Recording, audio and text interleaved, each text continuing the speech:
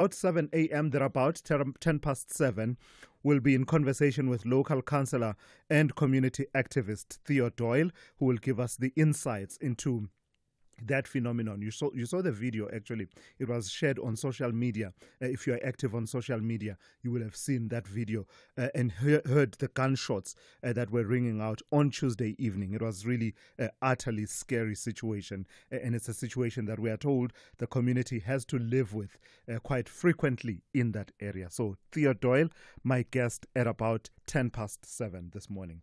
Then from River Lee in southwest Joburg, will shift the focus to Westbury, also in the west of Johannesburg. And you might have seen a video as well that's come through from that community and that has gone viral. And the video shows members of the SAPS anti-gang unit being chased out of the area by a crowd of residents who were pelting them with bricks and other objects and basically giving chase as the police retreated and pulled out of the area, or at least that street where they were. The incident, which happened on Tuesday, has drawn the condemnation of the National Police Commissioner, General Fanima Simula, as well as the government at the highest levels, really. A statement coming out, government condemning that incident. But what was the scene all about? What was it all about? Why would residents of an area grappling with gang activity chase out the very police who are meant to help curb the scourge? We'll be in conversation with Pastor Mello Duplessis, a Westbury community leader and church leader who chairs an organization that's called Divine Intervention, and they are pastors in the area who work with the SAPS. And that conversation coming up at about 20 past 7 or thereabouts. In other non-crime related news, we'll tell you about the stir that's been caused by the awarding of a 9.5 billion rand battery storage capacity bid to a consortium that includes Mulilo Energy, which is chaired by the former Eskom Chief Operating Officer, Jan Oberholzer. The Black Business Council is among those organizations that are seeing red over this announcement that was made last week by the Electricity and Energy Minister, Kgosientsho Ramokgopa. And you'll know Ramokgopa confirming that Mulilo Energy, alongside the Norwegian firm Scatec, that they've been selected as the preferred bidders. So, the BBC is not having it, and they argue that Oberholzer and former Eskom CEO Andre de Ruyter presided over a period that they are describing as the near collapse of Eskom, and just questioning even the ethics of it all. So at about 10 to 7, we'll be in conversation with Elias Monache, who is the Black Business Council president. So that's coming up within this hour. Morning Brief team, to your stations for the takeoff once again, please. And we welcome the globe-trotting, vacation-taking, the one who's been living her best life, really. And Musa, back at the news desk. Rob Byrne with your traffic. Zaikan at the sports desk. Melissa Buta with the Morning Brief in brief. Ndauleng Lechela has your business, market news and the economy covered for you, and Sipho Mantula with your Africa update once again at about 20 to 7 this morning. Through it all, I'd like you to be a part of this conversation. Let's talk and engage and sharpen each other's perspectives. The number to dial is 086 000 2032. Please send me your WhatsApp voice notes. I love hearing from you. The number for that is 061 410 4107. On social media, we are at SAFM Radio on X. We are SAFM Radio on Facebook and Instagram. And as always, we are live on our YouTube channel. That is SAFM Radio. So let's get the Thursday edition of the Morning Brief started. In a land scorched by the sun and shaped by time, life refuses to surrender. From the silent stalk of the Arabian leopard to the resilient march of the sand gazelle, witness nature's fiercest survivors. Arabian Inferno, a journey into one of Earth's most extreme habitats where every day is a battle for survival. This is the wild. This is Arabian Inferno. Sundays at 6 p.m. on S3. Open up. Big stories of the day. Hashtag The Morning Brief. 14 minutes after 6. So let's start this morning's briefing session with the regular, the morning brief in brief with Melissa Puta. Melissa, you may be taking time off, but you know, there's no rest for the wicked. We had to haul you in to give us the morning brief in brief. Tell me about the situation in KwaZulu-Natal and the beaches in Durban. What's happening there? Morning, Thulasizwe. So swimming remains banned at all southern beaches in Durban, KZN, as shark nets have been removed to accommodate the annual sardine run. eThekwini municipality confirmed the closure remains in effect with no set timeline for reopening the beaches. The sardine run attracts marine predators, increasing shark activity and prompting safety precautions. The KZN Sharks Board is monitoring the migration and removed shark nets from Port Edward to Isipingo. While sardine netting has taken place at several locations, including Port Edward and Kennington, some operations have faced challenges due to sea conditions. Authorities are urging the public to obey safety signages and await further updates throughout this week. And I see that in Parliament, the budget may have been passed, but the battle continues around owning the narrative about, I don't know, it's about adjectives really, pro-poor versus austere. Yes, so the opposition parties in Parliament have rejected the National Treasury's claim that the national budget is pro-poor and not austere. The Thulasizwe party criticized the Treasury's economic growth forecast of 1.4% as overly optimistic, citing a decade-long trend of missed targets. They also warned that the fuel levy hike could harm growth. The EFF dismissed the government's economic reform plan, Operation Vulindlela, as ineffective, particularly criticizing public-private partnerships in state-owned entities. Former Transnet CEO and now MK Party MP Brian Molefe supported the criticism, asserting that Transnet was profitable during his leadership, and other parties as well have also come in to also criticize the latest budget changes. And the Bushiris, my goodness, did they cause Floyd Shivambu a world of trouble. But they have troubles of their own that they are betting off in Malawi. Yes, so there are quite interesting developments with regards to, the self-proclaimed prophet shepherd Bushiri and his wife, Mary Bushiri. They filed a review application with the High Court in Lilongwe in Malawi, seeking to overturn a ruling that ordered their extradition to South Africa. They argue that the extradition decision violated principles of natural justice as they were allegedly denied a fair hearing. In March, a magistrate court in Malawi approved South Africa's extradition request, where the couple faces at least 6 charges, including rape, bail violations, and financial crimes. The Bushiris fled from South Africa back in 2020, citing threats to their safety and claiming they are victims of persecution rather than legitimate prosecution. They lead an enlightened Christian gathering church which operates across Africa. But the latest verdict seems to be that they will be extradited despite their appeal. So we'll watch closely and see how that unfolds. Yeah, it will be very interesting. Thank you for that, Melissa Puta, there with the morning brief in brief. It will be interesting. Yesterday, we discussed extradition quite extensively, the involved and highly detailed processes that you have to follow diligently versus instances where we seemed to have taken a shortcut. And in some instances, that shortcut, as the shortcuts always invariably tend to do, cut us short in many instances. All right, Melissa, thank you for that.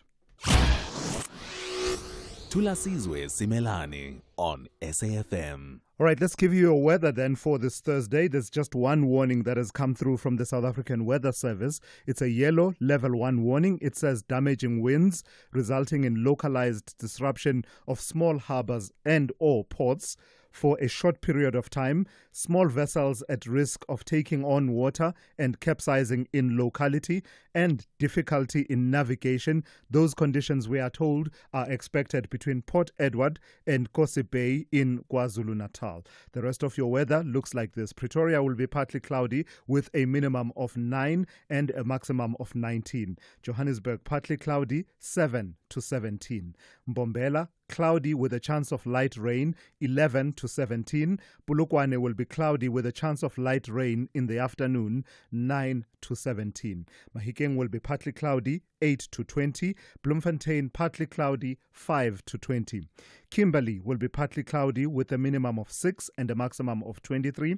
Uppington partly cloudy with isolated evening showers and thunder showers, 5 to 24. Cape Town will be fine with a minimum of 11 and a maximum of 19. George will be fine with a minimum of 5 and a maximum of 19. Gqeberha will be fine with a minimum of 11 and a maximum of 21.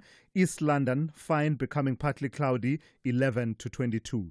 Durban will be cloudy with isolated morning showers and rain, becoming partly cloudy from mid-morning with a minimum of 14 and a maximum of 21. Richards Bay will be cloudy with isolated showers and rain, becoming partly cloudy from the afternoon, 17 to 22. And finally, Pietermaritzburg will be cloudy, becoming partly cloudy from mid-morning with a minimum of 10 and a maximum of 21.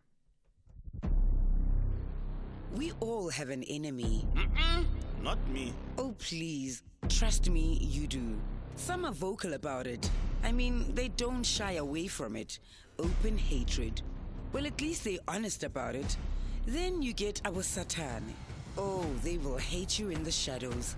Consult the Magoya of Baloi. Maybe an Ingabi for you here and there. Trash your name until it can't even be recycled. Tune into My Secret Enemy and get a front row seat to some of the most spine-chilling stories in the Hall of Betrayal. My Secret Enemy, Mondays at 6 p.m. only on S3. Open up. Whether it is a CCMA referral, problems with a mechanic, or unfair blacklisting, Clientele legal plans are affordable, and you receive up to 670,000 rands worth of legal services per year. We cover civil, criminal, and labor-related matters. Our legal team will be your support 24 hours a day. SMS SAFM to 32195. That's SAFM to 32195. Clientele General is an authorized FSP and a licensed non-life insurer. T's and C's online. Standard rates apply. Worldview Update, bringing you closer to international or global news. Yeah, so we thought we'd close off that story around South Korea because we've kept track of it, right, since it first emerged about 6 months ago after former President Yoon Suk-yeol's surprise declaration of martial law triggered one of South Korea's deepest constitutional crises of recent times. The country now has a new president, and his name is Lee Jae-myung of the liberal-leaning Democratic Party. Lee beat off the challenge of Kim Moon-soo of the impeached former president's conservative-leaning People's Power Party, and Lee securing 49% of the vote in an election that saw near 80% turnout, which is the highest since 1997. Let's speak to Roland Henwood, who is a political scientist and commentator at the University of Pretoria. Good morning to you, and thank you for your time as always. There was a sense of democracy itself having been at stake in this election, hence President Lee talking about, quote-unquote, restoring democracy. What's the foundation of the fears and insinuations that were expressed throughout the election campaign that democracy itself was at stake in this election? Good morning, Thulasizwe. Yes, I think if we go back in time a couple of months, actually not that long ago, we saw the previous president that was ousted and then impeached that called the army to support him, declared martial law, and essentially that stops democratic processes. And he had all sorts of arguments why democracy was under threat, and he was using undemocratic means to try and protect democracy. That was rejected firmly by legislatures. That was rejected by majority of people in South Korea. And in the end, he was ousted, impeached, and you had a new election and a new president coming in. And this is the message that democracy must be restored. The trust and faith in democracy must be restored because it was damaged severely by the martial law episode. And of course, that caused major problems within society, tensions, divisions, but it also caused a lot of problems in the external environment, in the foreign policy environment. because you have a close ally of many countries in the region taking this step and undermining the trust, the relationships, and the established way of engaging with each other. So, as you allude to those difficulties that arose after the initial attempt to impose martial law and the pushback against it, and subsequently the processes around the impeachment, they proved to be quite divisive within Korean society. And so protests on both sides of the spectrum for and against the now impeached former president. And also tested really the country's institutions, the judiciary, law enforcement, their fidelity to the constitution. How hard will it be to normalize the political situation following such a divisive period? Well, I think what one sees in South Korea, also in the rest of the world, is that the divisions that we see in politics and societies are deepening. But it has not yet led to the kinds of outcomes that we saw in South Korea with the decision to go the route of a military intervention in politics. And we look at the election in South Korea, and yes, there are still divisions, but it seems that the electoral process and the electoral engagement and the constitutional process has trumped what happened before that. And there's a sense of a new opportunity, a new beginning in a way, that is probably going to cement the democratic process and the democratic way of deciding policy, but also of electing leaders. So for now, it seems that there's a re-establishment of the values, and that augurs well for the future. Also, I think important is not just the institutional and procedural dimension, but the way in which the new president has come into office, and then what he has said and what he has done in a very short time so far. And that is to focus on the values of democracy, focus on the values of the South Korean people, but then also what he says he's going to do, apart from the domestic issues. And there are serious challenges, economic growth, development issues, but then in the external environment, striving for peace, changing the direction slightly in terms of engaging differently with China and North Korea, importantly, but maintaining the traditional ties of Korea.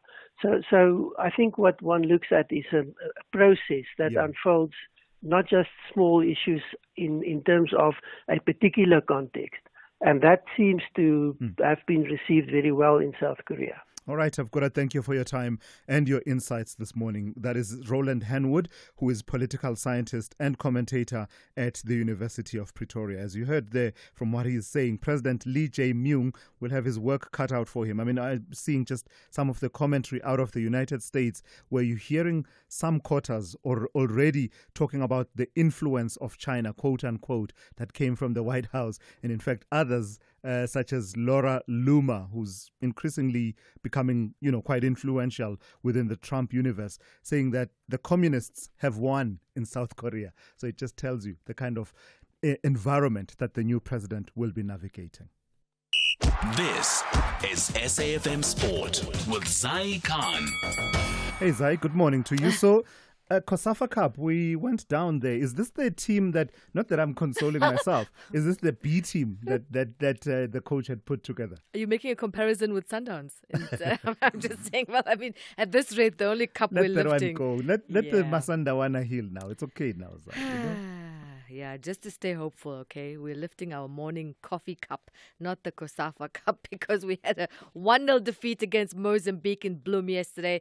The only goal came from the visitors in the 74th minute when Antonio Sumbane found the back of the net for the visitors. Bafana were given a penalty with 10 minutes remaining, but the VAR referee came into effect and the decision was overturned, leaving the home side staring at defeat. Bafana's next encounter in the group, it'll be on Saturday, will take on Zimbabwe. Elsewhere, Middlesbrough, they've sacked their head coach Michael Carrick after 2.5 years in charge. The former England midfielder took over the championship side in October 2022 for his first role in management. He guided the team to a playoff finish in 2022-23, but they have missed out on the top 6 in the past 2 campaigns. Tennis action, Louise Bonson continued her superb French Open run, beating the 6th seed Mira Andreeva 7-6, 6-3 to set up a semi-final meeting with the 2nd seed Coco Gauff. Competing in the first ever Grand Slam tournament, Boisson came into the quarterfinal, and that's having beaten the 3rd seed Jessica Pegula in the round of 16. In the men's draw, Novak Djokovic beat Alexander Zverev 4-6, 6-3, 6-2, 6-4 to reach the French Open semi-finals. Djokovic will face Yannick Sinner next. Sinner, the world number 1, beat Alexander Bublik 6-1, 7-5, 6-love to seal a spot in the semi-finals. Here's Novak Djokovic. An amazing match, obviously beating one of the best players in the world on the biggest stage is something that I definitely work for, and I still push myself on a daily basis at this age to keep going because of these kind of matches, because of these kind of experiences, and it's a proof and kind of testament to myself that I can, and to others that I can still play on the highest level. And finally, golf, the Spanish amateur Giselle Balesta, who made headlines after peeing on the Augusta National Course during the first round of the Masters, has joined Live Golf as a member of the Fireballs. The 21-year-old reigning U.S. amateur champion signed a multi-year contract with the Fireball squad led by fellow Spaniard Sergio Garcia and will make his professional debut at this week's Live Golf Virginia event. And that's it for now. We'll have more stories and hopefully not a leaky putter at the top of the hour. I'm Zai Khan. Good morning, I'm Anne Musa. In the headlines, the Johannesburg Metro Police, together with SAPS, have arranged a special operation to arrest those responsible for the killing of 14-year-old Likona Fose. This was heard during a family visit by the City of Johannesburg officials. The teenager went missing on Saturday last week. Police have confirmed through DNA tests the bodies of journalist Sibusiso Aseri Ndlovu and his partner Zotto Mdluli have been found. DNA tests on the bodies came back as positive matches. And U.S. President Donald Trump has signed a proclamation banning travel from 12 countries, including several from Africa, including Chad, the Republic of Congo, Sudan and Libya, among others. I'll have details on these and other stories at 7. SAFM, guiding you through the rush hour traffic. Morning crash coming in from Spruitview and Phosphorus side. It's on the N3, just approaching Elan's interchange. Traffic fairly heavy. Backlogs towards Grey Avenue at this stage. The run through Midrand looking a little bit lighter this morning than what you might normally expect to find for a Thursday. A big truck crash inland KZN. It's on the N3 approaching the Bergville exit. That's between Escort and Funrunners Pass. 3 trucks involved in that with a fatality. Just the emergency lane open to get traffic through that particular scene. It's Comrades weekend. Don't forget that. Plenty of closures on Sunday between Pietermaritzburg and Durban. The big one coming out of Durban will be the N3 from the city centre out to Sherwood. The runners come into Durban, but they'll come in on the N3 outbound. So it's always closed between the city centre and Sherwood, going out on a Sunday from 8 a.m. right through until 6 p.m. on Sunday afternoon. All-day closure there to deal with. Cape Town crash on Stellenbosch Arterial at Robert Sobukwe. If you're coming in from Delft and Belhar, there's quite a heavy queue. And a collision on the N2 inbound at Bunga Avenue. It's causing you a delay on the N2 back as far as the airport. Rob Byrne, SAFM Traffic. The business update on SAFM. Yeah, the one who's always right on the money is right on time. Good morning to you. Let's start, Ndauling, with OpenAI's ChatGPT. That continues to grow in leaps and bounds. That's right, Thulas, and morning. Now, OpenAI has reached another milestone, reporting that 3 million paying business users now use its ChatGPT platform. This is up from the 2 million it reported in February. The growth is due to the increasing adoption of its workplace-specific versions, including ChatGPT Enterprise, ChatGPT Team, and ChatGPT Edu. According to the OpenAI COO, Brad Lightcap, there is a strong connection between the growth of ChatGPT as a consumer tool and its adoption in businesses. The group said it's noted the use of ChatGPT in industries like financial services and healthcare, with users such as Morgan Stanley and Uber. OpenAI has also introduced new features to enhance its business offerings, including connectors that allow users to access data from third-party tools like Google Drive and Dropbox without leaving the app.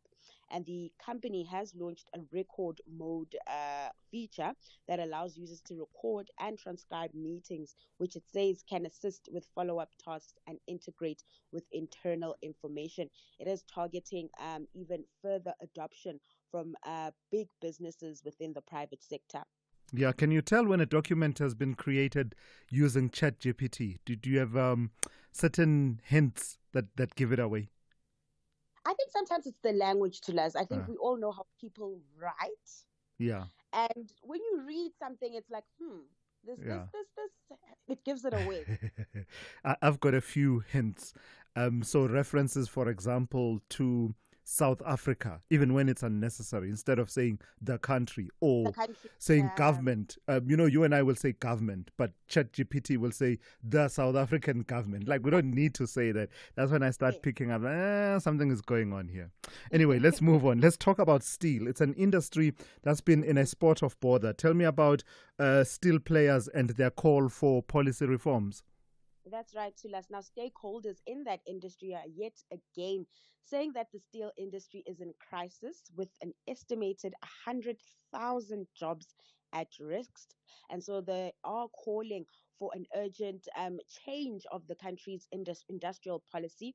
The Steel and Engineering Industries Federation of Southern Africa, they've criticized government's handling of the steel sector's regulation, the Steel and Metal Master Plan, which was launched in 2021. Now, despite its goals, SIFSA says the plan's execution has been marred by a lack of focus and inaction, with too many work streams and deliverables. SIFSA's president, Elias Munache, said that the industry needs a bold shift towards a unified national compact anchored in public-private collaboration to reverse the industry's decline. And just to highlight the dire state the industry is in, it's lost 25,000 jobs since 2009. And production has fallen 40% below its 2006 peak. We've also had those issues at ArcelorMittal really under the spotlight this year.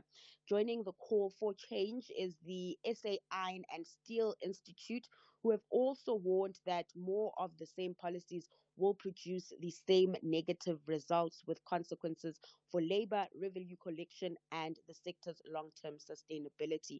We also have those tariffs, another factor that poses a risk to the industry, with the US doubling levies on steel and aluminium that came into effect yesterday.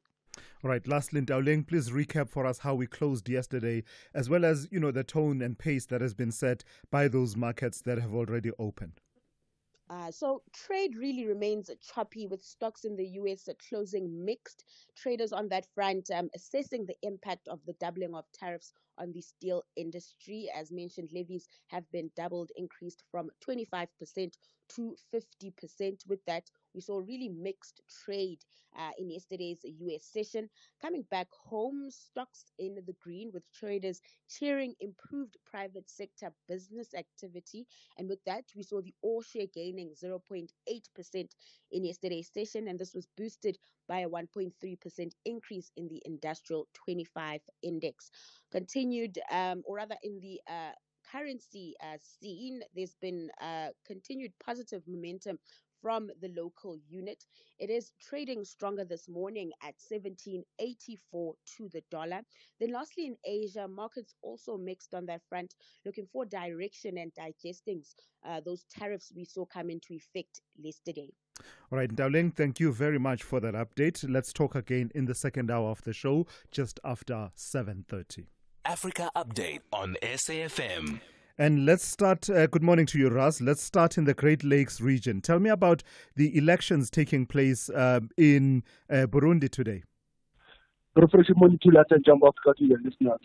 Thulas, Burundi decides both on local and legislative elections. Remember, Thulas, they had a referendum where they had to separate both the legislative and local, and hence the presidential will be in 2027. Now, today we are expecting for those votes to look at 123 seats in the National Assembly, which is the lower house of the parliament. And under the leadership of the ruling party, under Ivory, the National Council for the Defense of Democracy and the Forces for the Defense of Democracy are the ones who got the super majority in 2020. So these polls come almost after 5 years after they've been delayed, and we're expecting them by end of the week to know who has got more seats in the parliament. Like I said, it's harmonized. Both legislative and local elections are starting today in Bujumbura. Let's turn now, Sipho, while we're talking about elections. Tell me about the build-up to the elections in Cote d'Ivoire. Some developments there involving the opposition candidates. Some of them will not be on the ballot, will they? No, they won't be in the ballot. And that came from the chairperson of the Electoral Commission, Ibrahim Kulebala, who has announced that there will be no revision on the electoral register before the vote, and there was barring of 4 candidates also. And this is worrying to us. You look at the wife of Bagbo, not allowed. We have been speaking about this character, Tijan Dima, who was also struck off the role in April. But it is worrying that we don't know about Alassane Ouattara. As you know, that he will be, others are saying he had to announce if he will seek for the 4th term. And these are the crucial elections in Ivory Coast. Considering what has been happening in the West Africa region, whenever you have elections, and they have revised their electoral list to us. Hence now, between now and the polling in October, where Cote d'Ivoire decides. And then let's get an update, Sipho, on the situation in the DRC. Human Rights Watch recently accusing the M23 of some serious atrocities during their onslaught on the city of Goma and the eastern DRC broadly. But the group has now responded to those allegations. They have come out blazing, saying that actually the Human Rights Watch is being a mouthpiece of Kinshasa, circulating what they called incensed dog-cat reports to undermine their legitimacy. Now you'll understand, that the M23 as an armed rebel group has also coalition that has been looking at the issue of governance in the eastern DRC. And hence you find that they are questioning this kind of a report, highlighting it that it's actually being fabricated by political motives that come from Kinshasa. And we know that some of these reports, they might be genuine, but the absence of what I'll always say, that to have absence of Human Rights Commission in the DRC, it also makes it for international human rights bodies to come in and investigate. And when they come up with reports to us, most of the armed rebel groups or the government, they always ignore such reports. And lastly, Sipho, in your historical archives, take us to June the 5th, 1975. What was happening across the Kai River? It's almost 50 years. You'll recall what we call elections in the then apartheid era homelands or the Bantustan. Now here we are focusing on the then Gqeberha, which is, the then Port Elizabeth, now Gqeberha, where the Cape Supreme Court set aside the 1973 election of Lennox Sebe and other 3 members of the Legislative Assembly on the grounds of irregularities. That ruling was that Sebe was not eligible for the office of the Chief Minister. But tables stand to us in October 24, on the same year, 1975, 50 years ago, he won the by-election, and that's why he became the Chief Minister of the then Siskai as a Bantustan. So that's the nature of looking at our archives from the then apartheid Bantustan that were created as a cornerstone of apartheid. Asante sana Thulas, as was leading a conversation, SFM observing the Soweto uprising, man. Sipho, thank you for that. Your archive just really underscoring the journey that we've traversed as a country since democratization. These artificial borders and pseudo-states within a state and balkanization, those ones, the Xhosas must be there, the Ngunis must... Anyway, that's Sipho Mantula there with your Africa Update. EFC is live this Thursday. The indestructible champion Zakir Badat descends from the Wild Mountains to defend his welterweight title against Nigeria's electrifying kickboxing champion Segun Ogunaike. Plus, Timnan Lawuli takes on Sibusiso Suvendila, and undefeated Kevin Pretorius steps up to challenge Oswaldo Benedito. EFC 124 live from the World Sports Betting Arena. Watch it on SABC Sport Channel on DTT Channel 4 from 7 p.m. Brought to you by SABC Sport.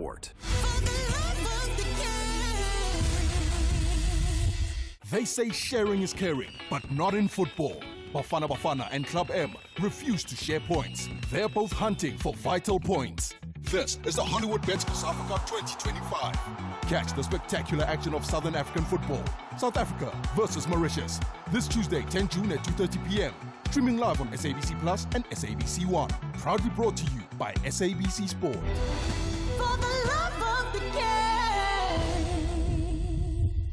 This is Thulasizwe Simelane on the Morning Brief. It's coming up to quarter to 7 on this Thursday morning.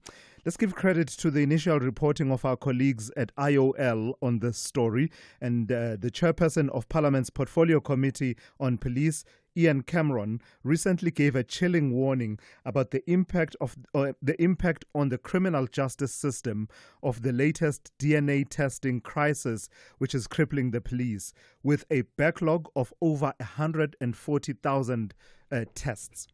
Cameron warning that the backlog means that thousands of victims might never see the justice they are entitled to, while violent criminals remain free to continue terrorizing innocent people. But not much has been said or written about the psychological effects of that phenomenon, especially on victims of sexual and other violent crimes. So let's bring that to the fore then and focus on it. I'm joined by Dr. Kosi Mabaso, an educational psychologist and a senior lecturer in the Department of Educational Psychology at the University of Johannesburg. Good morning to you, and thank you for your time. The often less foregrounded yet significant aspect of the DNA crisis is the types of crimes it mostly relates to, sexual offenses and the likes. These are crimes that are described as crimes against the person, affecting many aspects of a person's personality. So what then is the impact of them going unresolved, partly because of phenomena such as the DNA backlogs? Good morning, Thulasizwe, and good morning to your listeners as well. Thank you for having me. The numbers are shocking, Thulasizwe. The numbers are shocking because from where I'm sitting, I'm seeing a lot of human cost. And this time around, when I talk about human cost, I'm not just mentioning numbers, I'm not mentioning stats. I'm mentioning lives being in limbo. These are lives that are put on hold. I'm talking about justice delayed, and you can only imagine what it means. As someone who is a victim of GBV, it's natural for me to expect, immediate justice. But now when that doesn't happen, my life is literally put on hold because now I don't know what is happening with the system. Is my pain even taken seriously? Such things. And also, we cannot overlook the wound and the trauma being reopened, because as you wait for the results to come, you do get those occasional phone calls from the relevant bodies, just to give you an update and say, look, ma'am, we're still waiting for the DNA results. And every time I receive that phone call, my trauma or my wound is reopened, because now I'm thinking, oh my goodness, is this even going to end? Yeah. Why am I being taken for granted? Because remember, in that state of pain, I'm not even thinking straight. I just want justice done. And it's even worse when I know who the offender is, because some of these people are people in our neighborhoods. And if there's no immediate justice, I'm walking around thinking, am I safe? is my pain being taken seriously in this country? So there's a lot of psychological effects that I can think about, but I think I'd like to pause here for now and let's see what else comes from your side as well. Does part of it come from, I don't know, I would imagine must be basic human psychology, that if there's an element that's causing danger, that poses a danger, an element in the environment, the natural instinct is that, an inclination is that I'd like that element to be removed. And basically not resolving these crimes means that that element of danger continues to exist and might inflict more harm on me. Yes, that is true. And in our country, GBV, for example, has been labeled the second pandemic. It's out there, numbers are out there, victims are out there, parents of the victims are out there, and they are sort of losing trust in the justice system. Once you know that you are not being prioritized, that erosion of trust then comes to play, Re-traumatization is one of them as well, because you are there, you're part of a community, you are seeing this person and nothing is being done. And it's trauma every time. And when that trauma happens, it creates other mental conditions, like your anxiety. Yeah. And we all know that once anxiety is prolonged, it might lead to depression. So can you see the seriousness of it? Yeah. And also the sense of self-worth, because once something like this happens and there is no resolving of the case, the communities around you are talking, they're looking at you, there's this suspicion, was it even serious? Did it even happen? Why are we not hearing the end of it? Yeah. So eventually you get people who are seriously depressed, and they don't even see a value in continuing with their lives. So, Doc, and unfortunately, sorry, Doc. Let me just quickly, just as a parting shot. From what we are talking about, it doesn't sound to me like this is novel science, as if this is not known from the policy makers and policy implementers. So what would taking this aspect, the psychological aspect, the confidence destruction aspect of the non-resolution of crimes, what would that look like, taking it seriously? So this is a systemic issue. And unfortunately, with such issues, it's difficult to say this is the right way to go about it. But as professionals in the helping profession, I think we just need to advocate, to continue advocating for trauma-informed justice process. So when these things are happening, we know there's a backlog. Can we have a proper system in place to say this is how we are containing these people who are now forced, in inverted commas, to wait for justice to be served? I don't know if I'm making sense. There's a saying that says two heads are better than one. Yeah. Yes, it's a systemic issue, but the more we put our heads together to discuss these uncomfortable conversations, we are then coming together to say, what can we do in the interim? Because, yes, the victims are waiting for the cases to be resolved. However, in the interim, let's advocate for containment for all the victims concerned. Yeah, absolutely. Thank you for your time this morning. That's Dr. Kosi Mabaso, who is an educational psychologist and a senior lecturer in the Department of Educational Psychology at the University of Johannesburg. SAFM, guiding you through the rush hour traffic. A crash going over to Pretoria this morning. It didn't look too serious, but there is quite a heavy backlog from just after Buerta Avenue, moving up towards the crash scene near the R21 highway. Collision coming up from Spruitview today. It's on the N3 before Elan's interchange. Traffic's worked back through the Rand Airport interchange. You're back towards Grey Avenue, so that's looking pretty heavily backed up. Durban this morning, bit of traffic just jamming up on the usual run through Westwood Mall. The backlog down around the M7. N3 outbound towards Pavilion is quite slow in the M7 A7 from Hans Detman up into St John's Avenue Bridge and into Central Pytown. That's really heavy. It's just a route that gets really busy every day these days. The Kumashu Highway from Malindela moving through Duff's Road down towards the N2 highway. Quite a backlog to work through there. And a big truck crash before you get to the Bergville exit on your way between Escort and Van Rennen's. Emergency lane is the only lane that's open to get past that scene at this stage. Cape Town, a crash on Stellenbosch Arterial at Robert Sobukwe if you're coming in from Belhar. That's very slow. And a crash on the N2 inbound at Bunga Avenue, slowing traffic from the airport. Once you get past that, you stay in the traffic all the way through to Mowbray Main Road. With your traffic update, I'm Rob Byrne. This week on BBC Primetime, watching TV could make you a winner. It's the BBC Primetime Watch and Win competition. Just tune into your BBC Primetime shows, answer a few simple questions on S3's TikTok account, and you could walk away with awesome prizes. From thrilling dramas to jaw-dropping reality shows, the more you watch, the more chances you have to win. Watch, answer, win. Only on BBC Primetime. Airs weeknights 9 to 11 p.m. on S3. Your couch just became the best seat in the game. Thulasizwe Simelane on the Morning Brief. Weekdays, Monday to Friday, 6 to 9 a.m. So at a recent press briefing, the Minister of Electricity and Energy, Kgosientsho Ramokgopa, confirming that Mulilo Energy, alongside the Norwegian firm Scatec, have been selected as the preferred bidders for a multi-billion rand battery storage project. Mulilo Energy is a company chaired by former Eskom Chief Operations Officer Jan Oberholzer.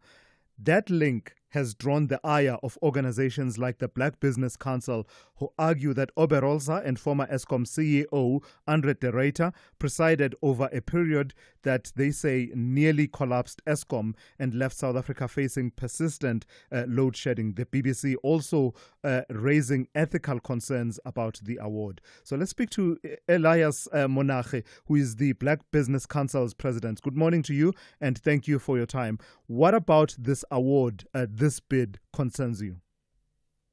Good morning to you, Tulani, and to the listeners. I think for us, there are three things. Firstly, as the Chief Operating Officer of Eskom is privy to the network of Eskom. That network basically then gives him all the information around the network of Eskom in terms of all the power stations, where there is a good coverage in terms of energy efficiency or electricity, where there is transmission lines and various other things. Now, it then means he's then privy to the information, and even in terms of the availability of land across the length and breadth of the country. If we're then to talk about the battery storage, that's the first thing. Secondly, if somebody of that magnitude is now part of a company that they're bidding for battery storage, it then means that company, they have an advantage over any other bidder in whatever form or shape, because that individual is then privy to the network of Eskom. It then means, again, that means also any other person that was running the operation, because of the network operation, he knows exactly even the potential farmers that will be willing and keen to either lease their land or their farms for a particular period for the battery storage, because you need them to build this thing in various places. And I'm saying that's part of the issue that you are raising, to say it's not only about the ethical conduct of an individual, sure. It's about this person is privy to the information, and that information gives them an upper hand against any other bidder. He left office in July 2023. Has there not been enough of a cooling off period?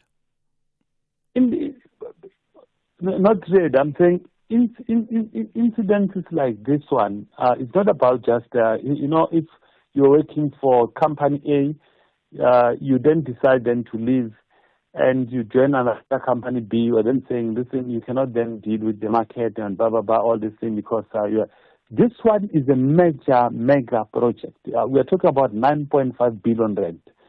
It then means that for the next coming 15 years, that company they are then privy. I mean, it's nothing to do with cooling period. I mean, if it was a listed entity, a listed entity, you then have what is called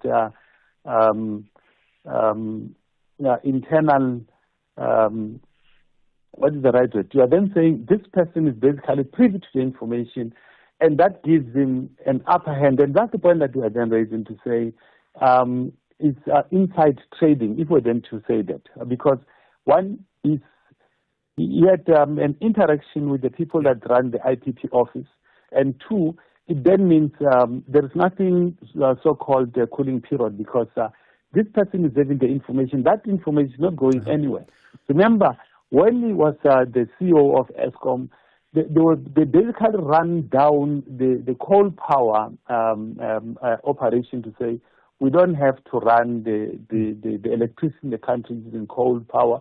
We need them to look at the solar. We need them to look at wind. We need them to look at renewables in general, including even the power storage. And I'm saying that's part of the problem in the main. We're then saying, surely the minister was supposed then to exercise his discretion to say, but this individual was part of this thing. And in that sense, where the minister now goes to the gallery to say,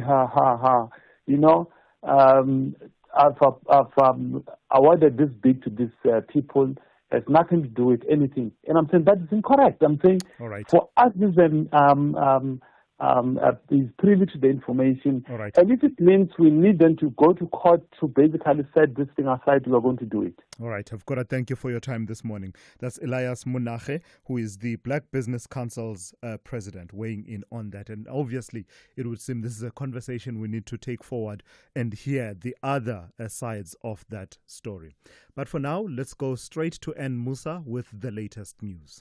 Outsurance will go out of their way to try and save you money on your car insurance. If they can't, ask for 500 Rand. SMS out to 30754. Now that's good news.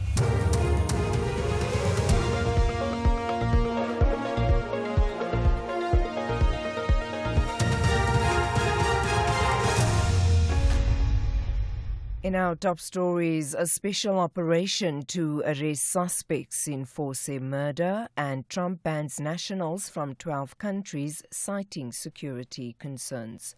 Good morning. The Johannesburg Metro Police, together with SAPS, have arranged a special operation to arrest those responsible for the killing of 14-year-old Lukhona Forse. This was heard during a family visit by the City of Johannesburg officials. The teenager went missing on Saturday last week. Her body was discovered mutilated the following day in a veld a few kilometers from a home in Durban Deep in Roodepoort, west of Johannesburg. The former chief of the JMPD, David Tembe, also visited the grieving family. He says police visibility in the area should be prioritized. No, we need to bring a lot of officers here. Visibility is the way to go. We can't keep on responding after a person has passed away or has died or has been killed. We need to be visible. Police have confirmed through DNA tests the bodies of journalist Thulasizwe Simelane and his partner Zotwa Mdluli have been found. The pair was last seen in Mamelodi, Pretoria in February. Police recovered their remains in Rustenburg in Limpopo. DNA tests on the bodies came back as positive matches. 7 suspects have appeared in the KwaMhlanga Magistrates Court in Mpumalanga. National Police spokesperson Athlenda Mate says investigations are continuing. The SAPS can now confirm that a DNA analysis has been concluded and has positively linked the remains to that of Aserin Ndlovu and Zotwa Mdluli. The human remains were analyzed and matched with the reference sample of the biological relatives of the deceased. A positive DNA match thus confirms that the discovered remains are that of the missing couple. The SAPS has already notified both families and is pleased to have assisted to provide closure to both families. Police say they are closing in on Bongani Mtimkulu, the remaining suspect of an alleged kidnapping syndicate targeting young women at shopping malls in several provinces. Mtimkulu is the second suspect in Olorato Mongale's murder case police are still searching for. The main suspect, Pilangenkosi Makanya, was killed during a shootout with police at Amanzimtoti in KwaZulu-Natal last week. Mongale's body was found dumped in Lombardy, north of Johannesburg. National Police spokesperson Athlenda Mate. We would like to take this opportunity to clarify that the syndicate that we were referring to was a two-member syndicate which included Pilangenkosi Makanya, who was shot and killed during a confrontation with police in KZN, and Bongani Mtimkulu. That is the only syndicate that we had identified that was going around the country, targeting women in various malls, in various provinces. We are counting Free State, Gauteng, KwaZulu-Natal, Limpopo, Mpumalanga, as well as Northwest. President Cyril Ramaphosa has expressed his deep sadness at the passing of renowned photographer, cultural activist and jazz organizer Rashid Lombard at the age of 74. Lombard died in Cape Town yesterday. He was the recipient of the National Order of Ikamanga and Silver, which he received in 2014 for his contribution to arts and culture. Ramaphosa has lauded Lombard for his dedication to promoting jazz that put South Africa on the map. Presidency spokesperson Vincent Magwenya. Rashid Lombard's fearless depiction of the endemic inhumanity and violence of apartheid and his compassionate focus on the lives of oppressed communities and disadvantaged individuals is a powerful record of our struggle for basic human rights and dignity. And finally, U.S. President Donald Trump has signed a proclamation banning travel from 12 countries, including several from Africa, including Chad, the Republic of Congo, Sudan, and Libya, among others. 7 additional countries face partial limits on entry, including citizens of Cuba, Sierra Leone, and Togo, among others. Showan Bryce Peace reports. During President Trump's first term, he banned travelers from 7 majority Muslim countries, a ban that was repealed by former President Joe Biden in 2021. The White House says total bans were imposed on countries viewed as deficient in relation to screening and vetting, and thus determined to pose a very high risk to the United States. Equatorial Guinea, Eritrea, Iran, and Haiti are also on the fully restricted list, while Burundi and Venezuela are partially restricted. Various exceptions will also apply, including UN visas, government employees, and athletes traveling for sporting events, among others.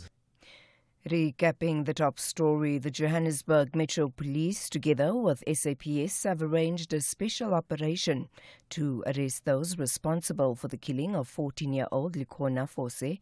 This was heard during a family visit by the City of Johannesburg officials. For SAFM News, I am Anne Musa. Those were the top stories for this hour. Don't miss out on a possible car insurance saving. SMS out to 30754 for a quote. Outsurance, where you always get something out. Here's some breaking news you might have missed. Gordon, a 44-year-old man, switched to Outsurance and now saves an unbelievable 2,794 Rand a month on his 2019 Ford Everest 2-litre automatic. Outsurance clients always get something out. Get a quote today and see how much Outsurance could save you on your car insurance. Call 08600 60,000 or visit outsurance.co.za. You always get something out. A licensed insurer and FSP. T's, C's and information online. It's a very good morning to you in your SFM sports headlines. Bafana, they suffered defeat at the hands of Mozambique in the Group A tournament opener. And we'll also bring you the latest from the French Open. It's Novak Djokovic taking on the world number 1, Yannick Sinner. Details just before 7:30. SAFM, guiding you through the rush hour traffic. Good morning. It stays heavy into Joburg from the Spruitview area this morning. A crash on the N3 North, just up by Elands Interchange. Traffic sparked back through Rand Airport Interchange and back towards Grey Avenue. Collision going into Pretoria. It's on the M1 North at the R21. Traffic quite heavy from as far back as Buerta Avenue. Update on the truck crash at Escort. The right lane has been reopened. It's between Escort and Funrin. It's actually up by the Bergville exit. So if you're approaching the Bergville exit, there was just the emergency lane open. Authorities have now managed to get that right lane open. So traffic will be flowing better, but it will be slow for a while. Into Durban's Pinetown area, the M7, heavily backed from Hunt Stepman Highway. Kwamashu Highway down from Malindela all the way towards the N2 is quite badly backed up. And Cape Town, a crash on the N2 into town in front of Langa. That's holding traffic from the airport. And a collision coming in from Belhar and Delft on Stellenbosch Arterial, slowing traffic towards the Robert Sobukwe junction. With your traffic updates, I'm Rob Byrne.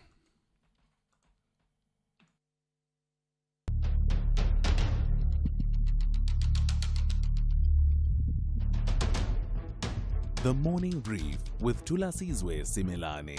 Weekdays, Monday to Friday, 6 to 9 a.m. The Morning Brief with Thulasizwe Simelane. Weekdays, Monday to Friday, 6 to 9 a.m. Yeah, it is absolutely great to be in your company on this Thursday morning. I'm Thulasizwe Simelane. We are into the second hour of the Morning Brief here on SAFM.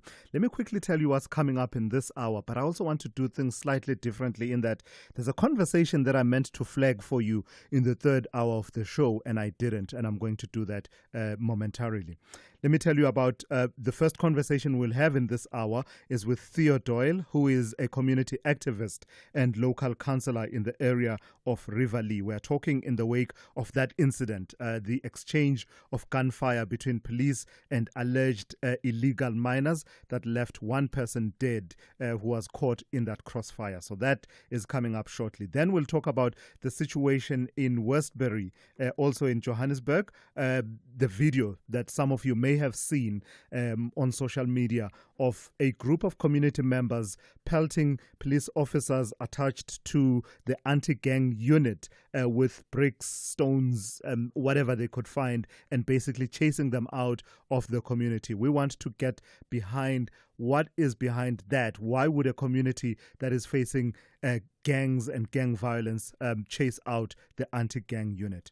The conversation that I thought I should flag now, that's coming up in the third hour, is one that had me intrigued.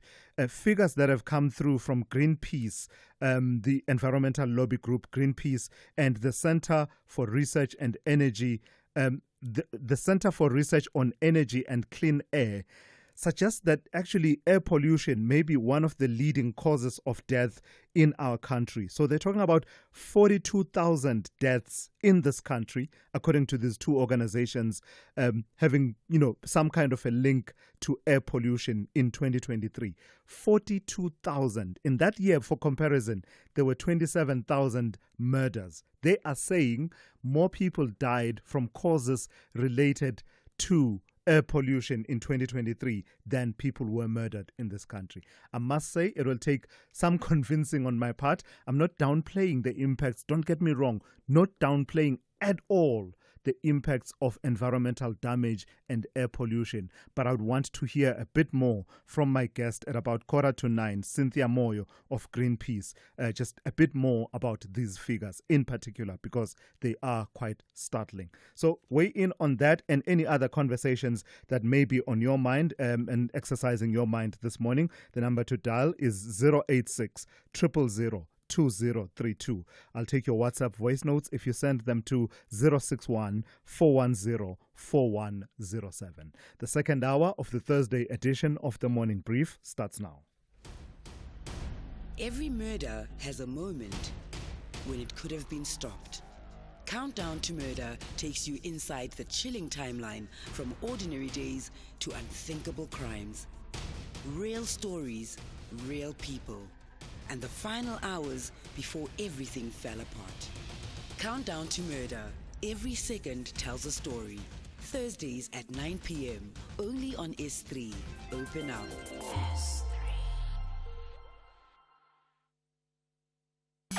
You are listening to the Morning Brief with Thulasizwe Simelane. All right, let's start this hour with this story. The community of Riverlea, southwest of Johannesburg, is still reeling following the fatal shooting of a 59-year-old man believed to have been caught in the crossfire when police and suspected illegal miners exchanged gunfire.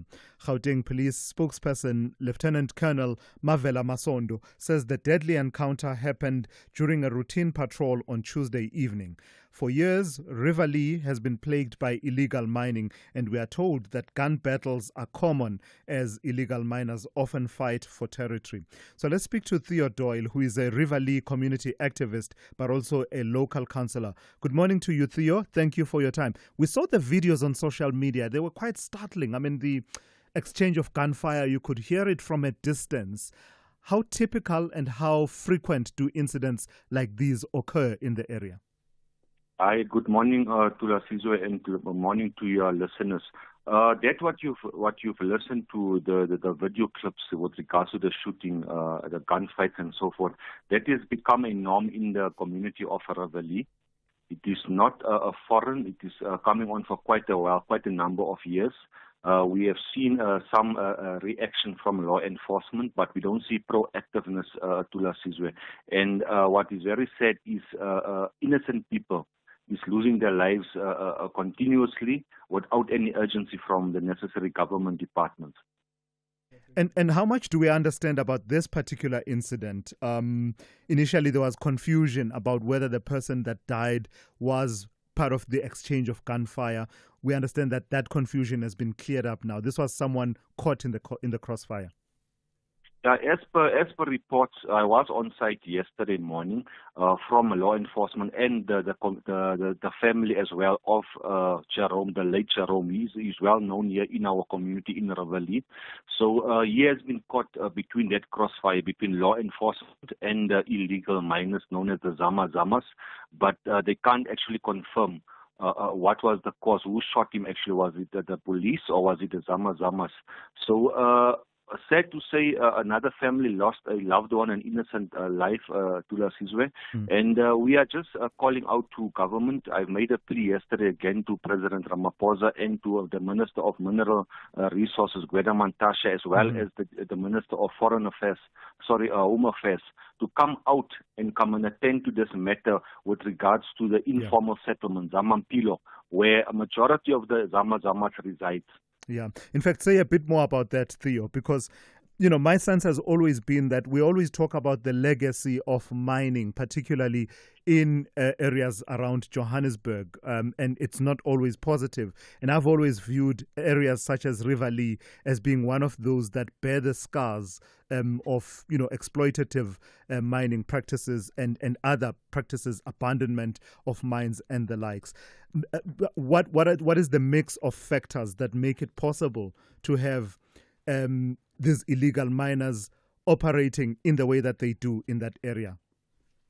A few years ago, there was mining activity on the Main Reef Road, corner Main Reef and Nazareth Road. So CRG, Central Rand Gold, had a license to mine there. But as per feedback and as per research, it confirms that the company was liquidated. But I know that when you apply for mining rights, a mining license, there is a rehabilitation fee, a fund, you know. So once the mining is completed, then that fund kicks in to rehabilitate the area. It has been a fight with DMRE every year, every month to get this mine rehabilitated because this mine is currently open. So last year they appointed a contractor, Mintech, to seal 24 shafts. But that same shaft, Thulasizwe, is reopened again by this illegal miners. So while this mine is not fully rehabilitated and completely sealed, this will continue. And while the informal settlement, Zamampilo, is still here and is not being demolished, and all the South African citizens not be relocated to housing, and the majority be deported, this will continue, Thulasizwe. All right, Theo, thank you for your insights. Always important to hear from people at the coalface of a situation such as the one that we've been seeing in Riverlea. That's Theo Doyle. He's from the Riverlea community where he's an activist and also a local councillor. Welcome back to the sun-drenched shores of St. Marie.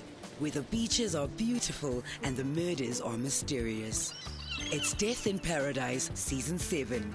New cases, quirky suspects, and D.I. Jack Mooney, who's still figuring out the island and how to drink coconut water gracefully. Catch the show where paradise meets puzzling crime. Because even in paradise, someone always has a secret. Death in Paradise Season 7. Wednesdays at 9 p.m. on S3. S3, open up. They say sharing is caring, but not in football. Bafana Bafana and Club M refuse to share points. They're both hunting for vital points. This is the Hollywood Bets COSAFA Cup 2025. Catch the spectacular action of Southern African football. South Africa versus Mauritius. This Tuesday, 10 June at 2:30 p.m. Streaming live on SABC Plus and SABC One. Proudly brought to you by SABC Sport. For the love of the game. Thulasizwe Simelane on the Morning Brief. Weekdays, Monday to Friday, 6 to 9 a.m. It's coming up to 19 minutes after 7. So the National Police Commissioner, General Fani Masemola, strongly condemning the violent attack on SAPS officers in Westbury in Gauteng. That's an area to the southwest of Johannesburg, if I have my geography correct. Residents, in fact, to the west, not southwest, what am I thinking about? Residents targeted members of the anti-gang unit, that's the AGU, while they were carrying out their duties in the area on Tuesday. A video of the incident, now viral on social media, captures the voice of the person filming using vulgar language while encouraging residents to hurl bricks and other objects at the officers, forcing them to run and retreat. And it's quite dramatic, that whole retreat. So let's get a sense then of what's happening in that community. I'm joined in studio. We welcome you in studio, Pastor Mello Duplessis, who's a Westbury church leader, but also chairperson of an organization called Divine Intervention. And these are pastors that work with the SAPS. Good morning to you, Pastor, and thank you for your time. Good morning. Thank you so much for having me. So someone who doesn't reside in the area of Westbury, but has heard of Westbury and the problems that you face in the community about gangsterism would immediately be puzzled. Why would community members be hurling bricks and any other missiles they could find at police officers and chasing them out?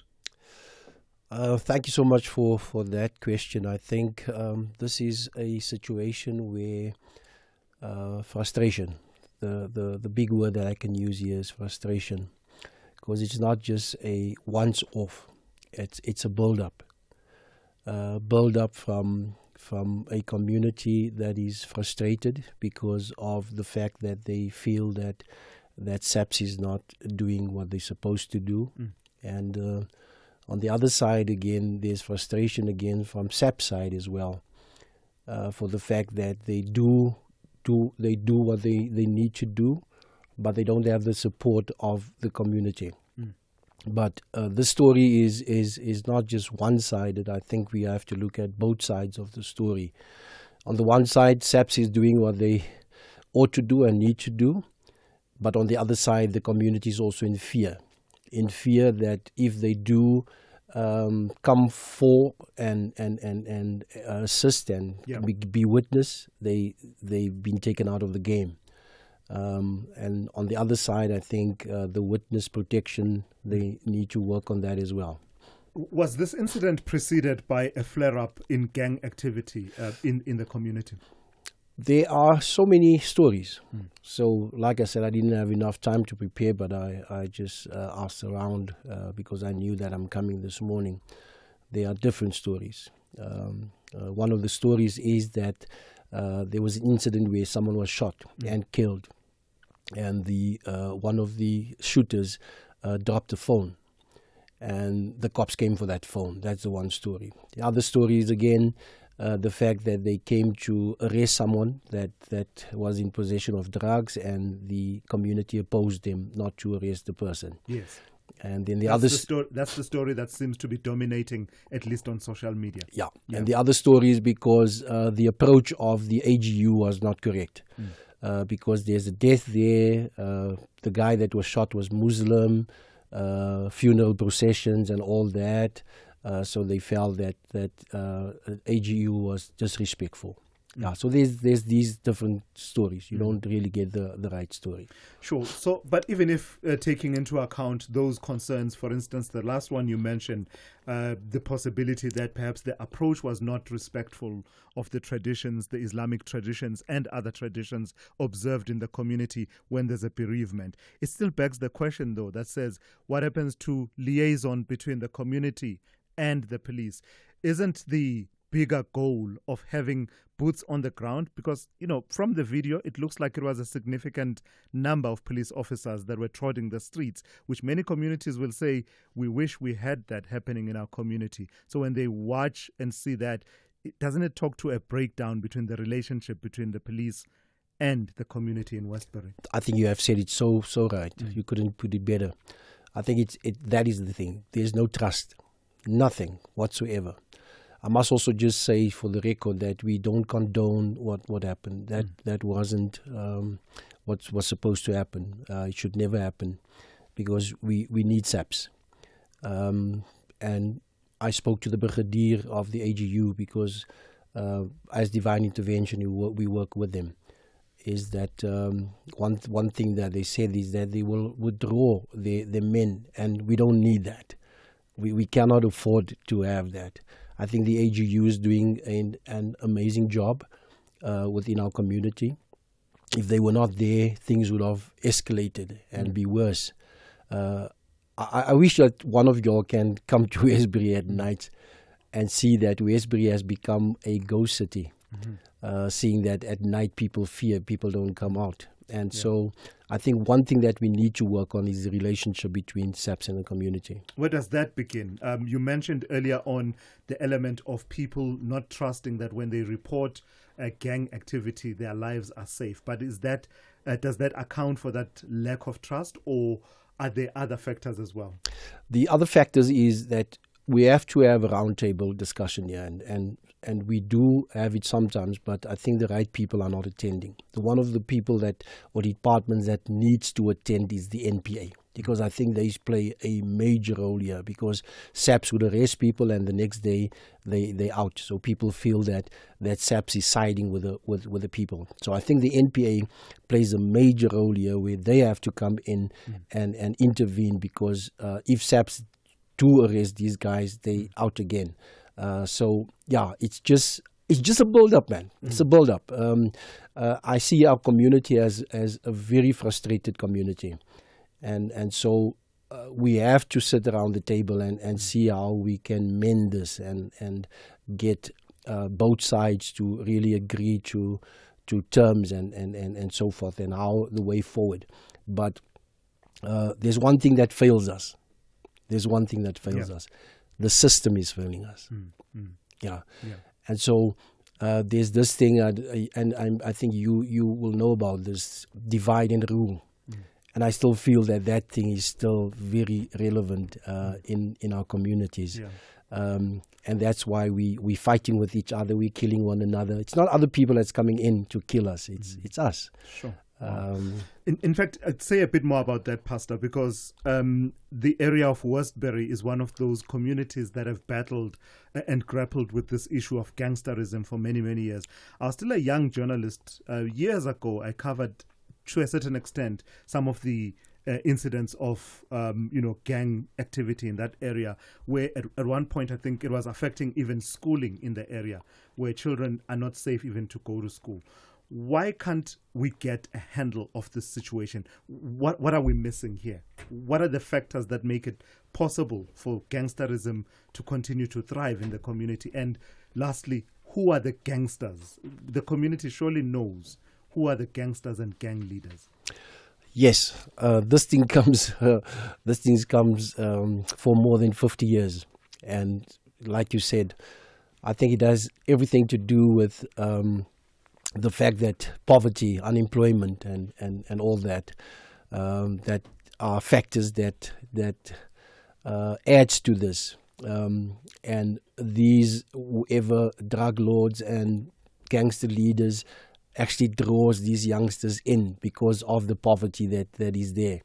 So I can put a hit on you for 500 rand, and I'll take that because the fact that we need to get bread on the table. So it's that type of setup. And your question is, how do we fight this?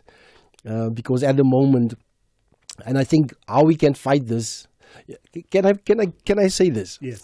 This is the same thing with apartheid. 94% was ruled by 6%. This is the same. Yeah. I want to use a figure. 100 gangsters is ruling a community of 10, 20,000 people. Same setup. Sure. And how we fight this is by coming together, standing together, taking ownership of our community. And also, I keep on saying this in many interviews, is that we cannot expect SAPs to come and fix our community. It's our community. All right.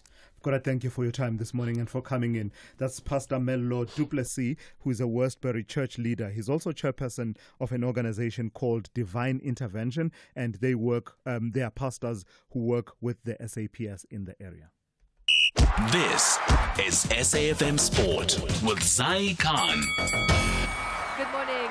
Bafana have suffered an early setback in the COSAFA Cup, losing 1-0 to Mozambique in Bloemfontein despite dominating stretches of the match. The loss puts Bafana bottom of Group A. They'll be desperate to turn things around fast, with Zimbabwe up next. That's on Saturday. In the meantime, we've got rugby. Cameron Hanekom has been named the 2024-25 URC Next Gen Player of the Season, following a standout campaign as the Bulls chase a second consecutive final appearance. And tennis action, Louis Boisson continued her superb French Open run, beating the 6th-seed Mira Andreeva to set up a semi-final meeting with the 2nd-seed Coco Gauff, who beat Madison Keys. Here's Gauff looking ahead to the match with the home favourite, Boisson. I mean, there's two ways I've done it in the past. Either A, just pretend they're cheering for you, and B, just using it and not letting, that get to you. I've been in crowds where they're 99% for me, so I don't have an issue with it. And, I hope everyone will be respectful in things, and if not, it's cool. I think, it makes sports exciting, and I can't get irritated the fact that, someone's rooting for their, hometown hero, because I would do the same. And in the men's draw, Novak Djokovic beat Alexander Zverev to reach the French Open semi-finals. Djokovic will face Yannick Sinner, who beat Alexander Bublik. And finally, golf. The Masters champion Rory McIlroy has explained his silence during the PGA Championship, admitting he was unhappy at the way the news of his driver disqualification was leaked. I knew that Scotty's driver had failed on Monday, but my name was the one that was leaked. It was supposed to stay confidential. 2 members of the media were the ones that leaked it. So why, I didn't want to get up there and say something that I regretted either, because there's a lot of people that I'm trying to protect Scotty. I don't want to mention his name. I'm trying to protect TaylorMade. I'm trying to protect the USGA, PGA of America, myself. So I just didn't want to get up there and say something that I regretted at the time. And that's a bit of a low score for now. We'll have more sport top of the hour. I'm Zai Khan. Good morning, I'm Anne Musa. In the headlines, the Minister of Public Service and Administration, Nkosi Mzamo Buthelezi, says the department is compiling a comprehensive report to determine the financial costs of ghost employees. Buthelezi says the investigation is being conducted with the National Treasury. Gauteng police have urged members of the public to refrain from harbouring criminals but instead assist the police to find and arrest those who commit crimes. This comes after a case of murder was opened after a body with a gunshot wound was discovered at Zamumpilo Informal Settlement in Riverleigh, south of Johannesburg, in the early hours of yesterday. And the Johannesburg Metro Police, together with SAPS, have arranged a special operation to arrest those responsible for the killing of 14-year-old Likona Fose. This was heard during a family visit by the City of Johannesburg officials. I'll have details on these and other stories at 8. SAFM. guiding you through the rush hour traffic. Multiple crash scenes around Joburg this morning. Got one on the N3 North at the Elands interchange. Still very slow as you come up from Spraitview from Grey Avenue into that scene. A crash on Corlett Drive at the Mike 1. That's having an impact on the Mike 1, struggling to get off and turn into Corlett Drive, pushing a delay all the way back to Marlborough Drive. Crash on the M1 North at Ravonia, so queuing traffic back towards Bayers Nordia Drive. And a crash on Houghton Drive up through the Wilds, getting on towards the Mike 1. Quite heavy backlogs in that area as well. Collision on Pretoria's N1 North didn't look serious, but the traffic is serious. All the way back to John Foster Drive territory. John Foster up through Boerta Avenue on your way to the R21. That N1 North is heavy. Southbound from the R21 coming down to John Foster's fairly slow. And there's a big backlog when you've got trouble on the highways. A lot of motorists stuck off and just jam up Main and Nelmapia. So Central Irene seeing some real pressure as well today. Durban, a crash on the N3 out of town near Pavilion Mall. Now that's having a multiple impact. N3 outbound slow from Sherwood towards the crash scene. N2 south from Umgena Road. N2 north from the M7. There's some real problems on the N2 highway, routing through Spaghetti Junction, turning in basically to that queue towards that crash scene. So very heavy in that part of Durban this morning. Roadworks on the Esplanade going into the central Durban area. They look like they'll probably be there for another month or so. That is quite slow at this time of morning. And Cape Town also crashes all over the show. Two on the N2 inbound between Langa and Hospital Bend. One on the M3 at Woolsack Drive and another on Stellenbosch Arterial inbound at Robert Sibigwe, still causing some delays. With your traffic update, I'm Rob Byrne. The business update on SAFM. Dowling, good morning to you once again. Let's start with company news. Tell me about 91 and them weathering volatile market conditions. That's right, Thulas. An improved showing from South Africa's largest asset manager, listed on both the JSE and the London Stock Exchange. During the annual period, assets under management, which is used as a success metric for companies like 91, increased by 4% to £130.8 billion. And this was driven by positive market and foreign exchange effects.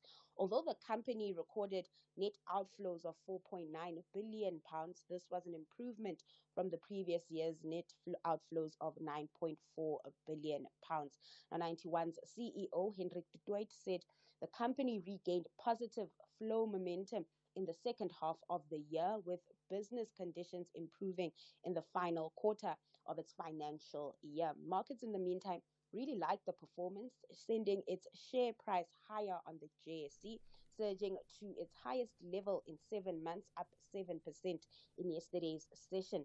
Meanwhile, 91 also updated markets on its proposed acquisition of Sanlam Investment for about 5 billion rands. It says that remains on track and that the company is optimistic about its future prospects. The performance of these big retail groups in Dowling makes for fascinating reading. Just a few days ago, you and I were reflecting on Pick n Pay, I believe it was.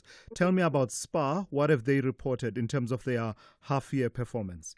So SPAR's performance really mixed to us because they're also in that, turnaround phase, a strategic reset phase, as they are doing away with some of their international operations. And that has sort of hit the company's half-year performance.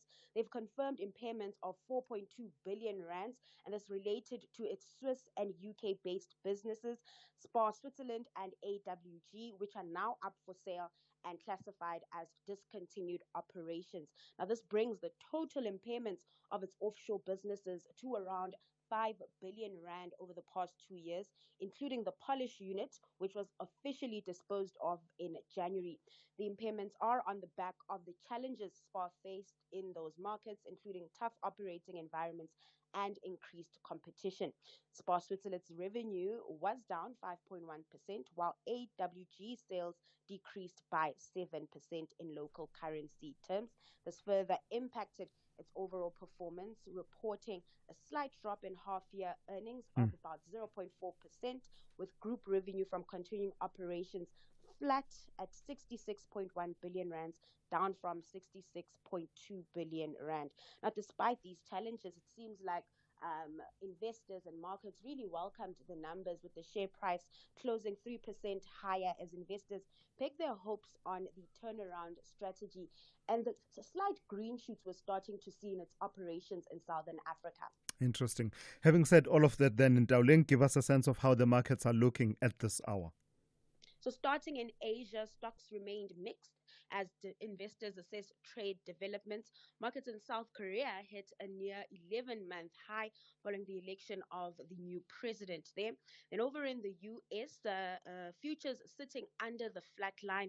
Traders on that front assessing a downbeat employment print, with private sector hiring in the US hitting its lowest level in over 2 years, raising concerns that trade policy uncertainty could be weighing on the world's largest economy. Bringing it back home, it was green screens in yesterday's session, with the all share gaining 0.8% following that upbeat private sector business activity report. That positive sentiment also flowing through to the currency scene. The rand trading stronger at 17.84 against the greenback.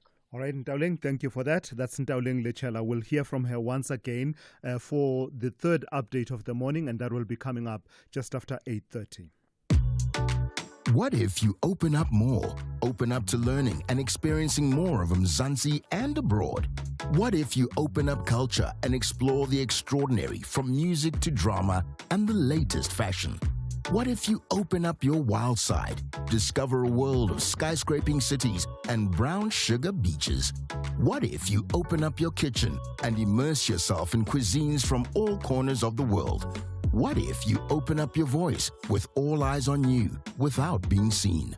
What if you open up your morning to lekker conversations and world-class entertainment? What if you open up more? Bafana are preparing for the World Cup qualifiers with 2 international friendlies against Tanzania on Friday, 6 June, and Mozambique on Tuesday, 10 June 2025 in Polokwane. Both matches will be at the new Peter Mokaba Stadium at 7:30 p.m. The tickets are available at Ticket Pro at 60 Rand for adults, 30 Rand for children under 12, and scholars in uniform. For more details, visit safa.net and Bafana on X. Call Thulasizwe now, 086 000 2032. Yeah, let me start with one or two of the voice notes triggered by some of the conversations we've been having, especially the one around what happened in Ivory, that shootout between police and the alleged illegal miners that has left one person dead, and also just the overall phenomenon of illegal mining and those illegal miners that we are told engage in these battles for territory from time to time. Thulasizwe Simelane from Midrand here. The situation at Ivory is a ticking bomb. I heard that, I think it was yesterday when they said there's a gas connected from the informal settlement to where they are doing this illegal mining. The government is too slow to act. The councillor said that what needs to be done, all departments that are involved, they must come in quickly, because we've got the stadium there that is hosting major events, and we don't know how safe it is now to come to that place if ever they quickly act and destroy this informal settlement and do what is right for the people of Ivory. Yeah, no, thank you for that. I heard that as well. Just Theo Doyle's concern about a pipe, a gas pipe that he says runs somewhere within that infrastructure linked to mining, and he says it runs all the way towards the FNB stadium. And you and I have that terrible experience of what can happen related to illicit activities, right? Where they interfere with infrastructure that should not be interfered with disastrous outcomes. So hopefully someone, somewhere, is listening and takes keen interest to sort of address these issues and address them decisively.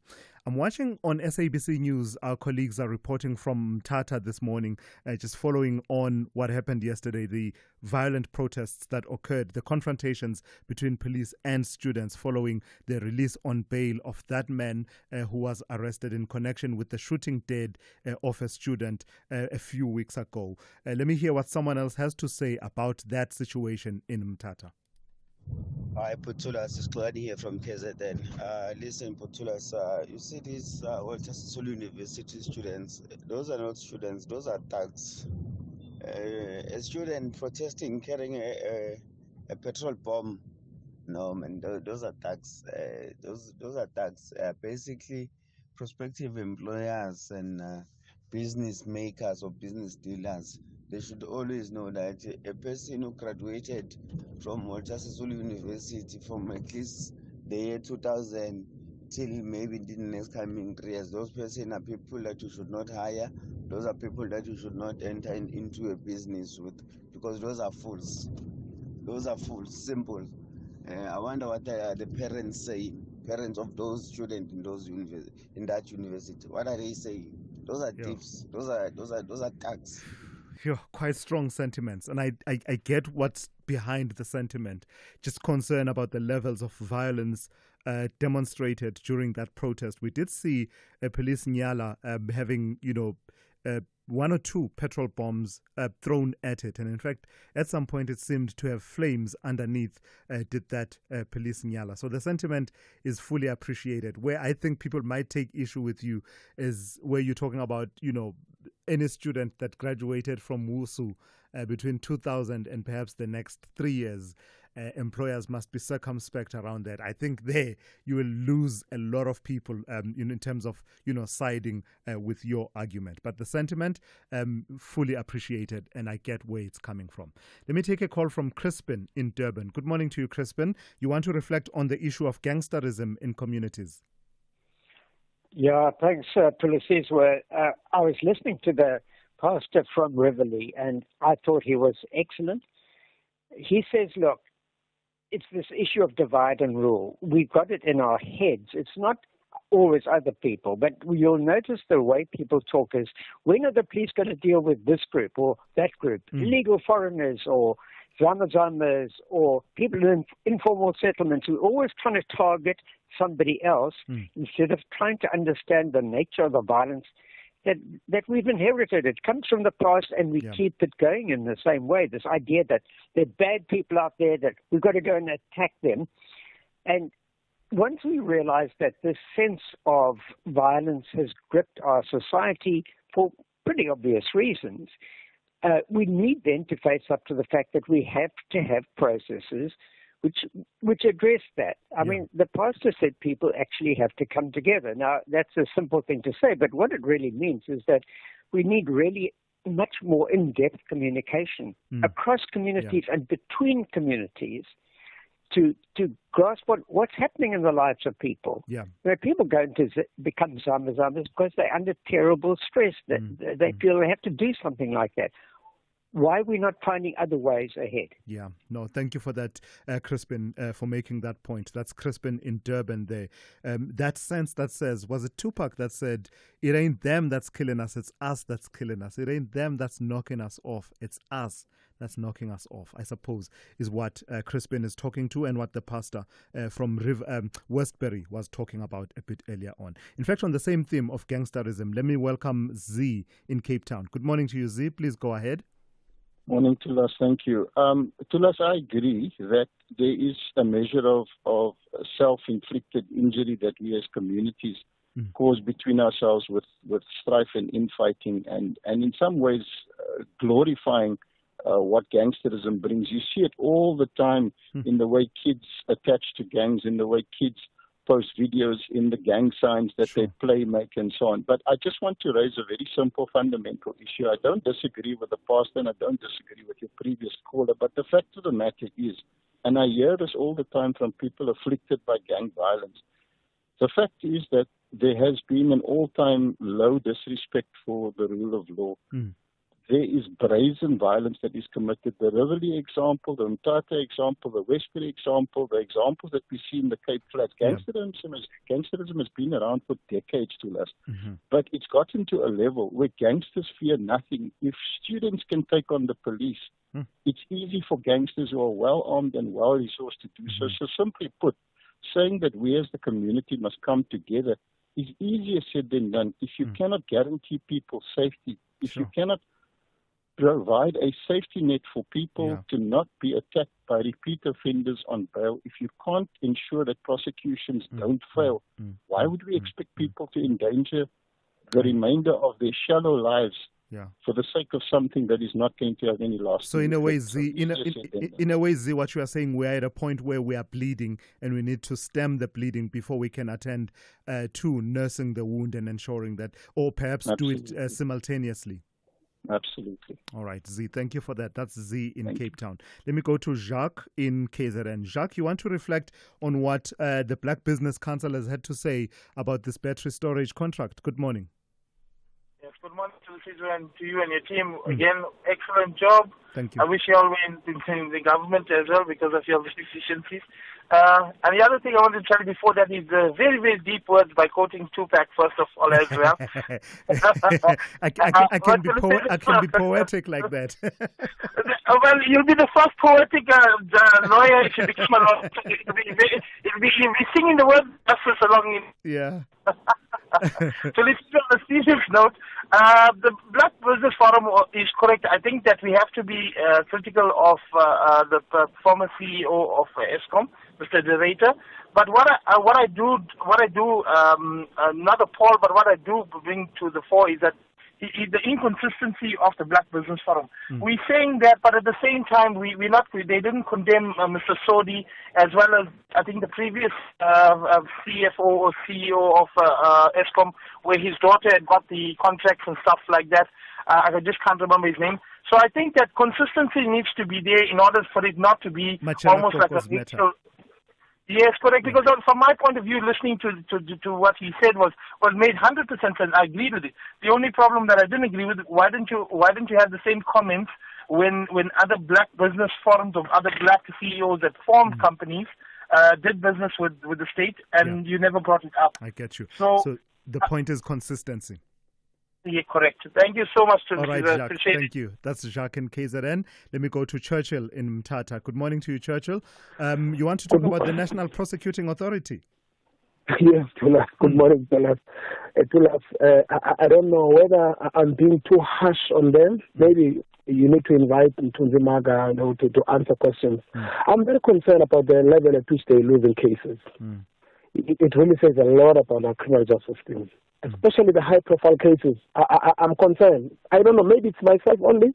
Maybe the cases that they win are not widely publicized. I don't know, but I'm really concerned. Yeah, you're not because alone. the latest one thing, was it the personal assistant of Ace Mafashule? Yes. The one who was extradited from the States. Yes.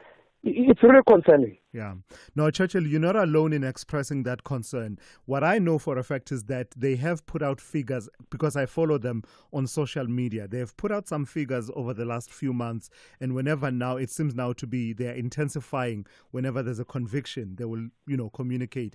But clearly, and this is the point I was making with Mtunzimaga yesterday, the high-profile cases where all of us have skin in the game, and this is not to say we don't have skin in the game in the other crimes, but there are certain crimes that we want to see prosecuted that communicate the message that says it doesn't matter who you are, we are coming for you, and if you have a case to answer, we will ensure that you answer. On those, that's where it's not looking good in many respects.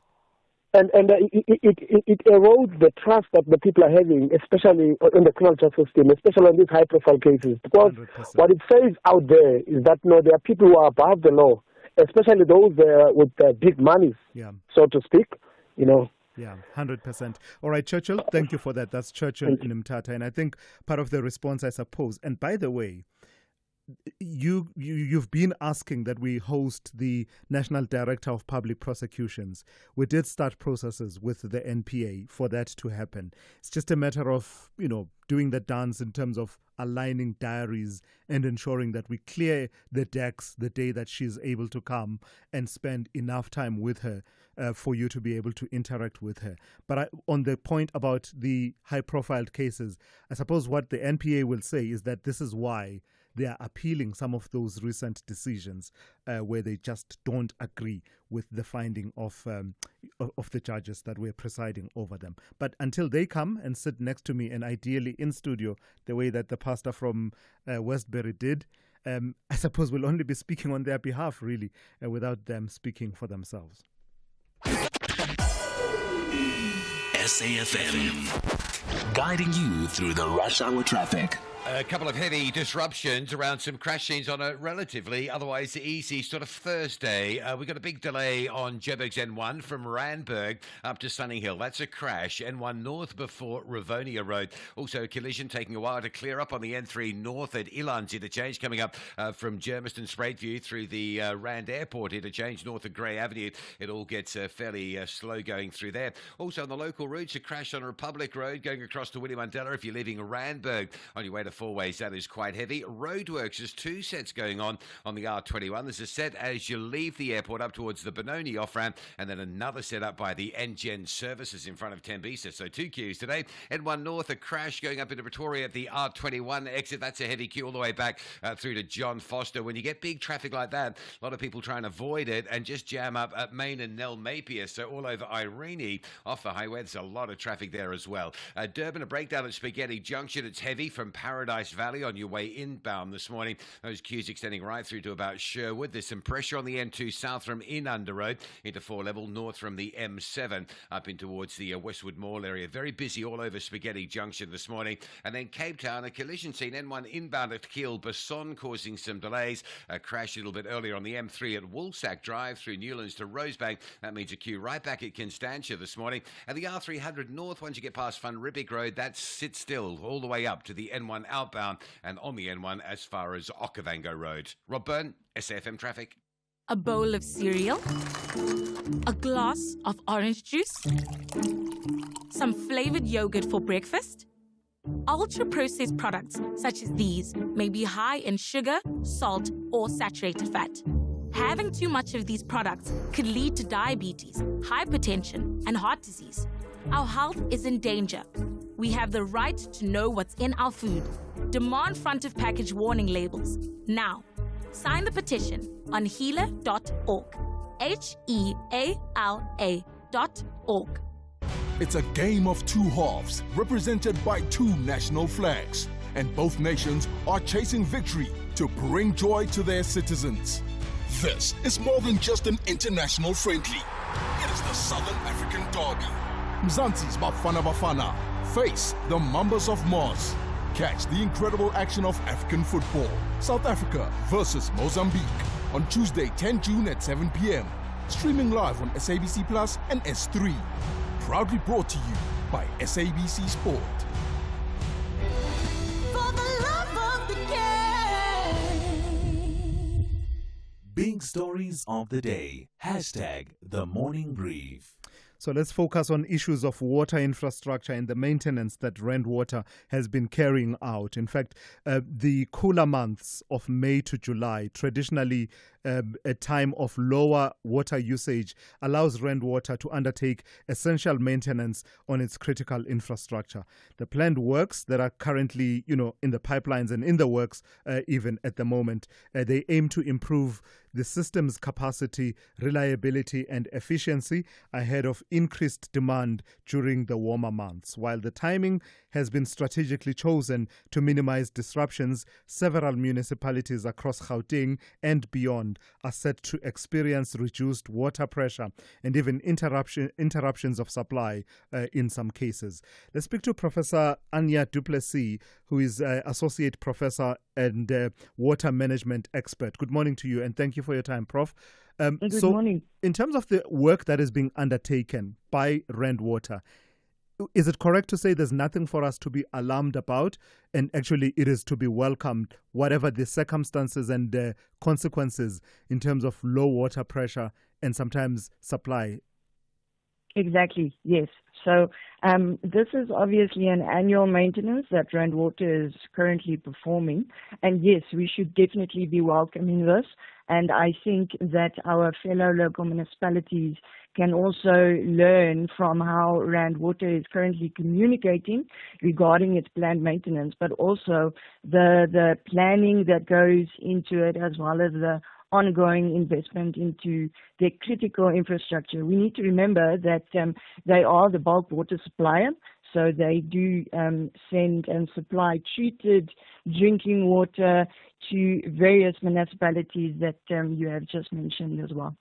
So someone might ask then, will this result in me especially communities that battle with water interruptions from time to time, sometimes prolonged over a period of time. Will this result in those communities enjoying some reprieve from those interruptions, or is the situation more complex than that? Yeah, well, the situation is more complex than that. We need to remember the water value chain. And as I just said, Rand Water is obviously the bulk water supply. They supply their customers who are the local municipalities. And currently, the regions within, let's say, the city of Johannesburg, like the Commandu system, Kensington area and Beret, those areas, unfortunately, will not receive a reprieve because they are being serviced by the city of Johannesburg, the municipality. So this is why we have been saying for I don't know how many years that local municipalities need to invest into their infrastructure to stop throttling, because as we've seen over the past year, water interruptions have been increasing, especially unplanned maintenance whereby it's a broken pipe or a burst pipe or whatever. So the short answer is, if you are especially within the Commandu system, which obviously serves the Hersteel Reservoir, etc., you are not going to obtain reprieve very easily until Johannesburg Water starts to do major maintenance. And what is then going to happen is, as soon as Joburg Water starts to do major maintenance, we will be sitting with more water interruptions. However, as you said about Rand Water, that should be welcomed. We want our water systems to be in good health so that we do not sit with unplanned interruptions for weeks on end. Yeah, so that kind of interruption that we would welcome because it would be related to maintenance.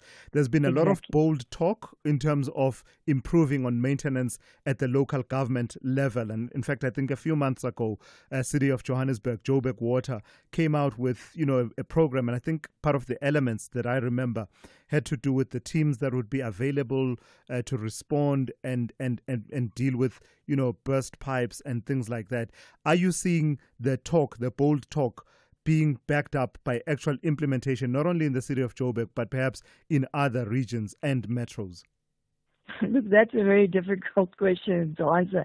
That's going to be solely dependent on your personal experience. I mean, if you ask the residents of Kensington and Yeovil, etc., they will say to you, no, they have not seen any change on the ground. It's actually getting much worse in those areas where, because of the unplanned interruptions and unplanned maintenance, they are sitting with major water interruptions with dry taps for more than a week.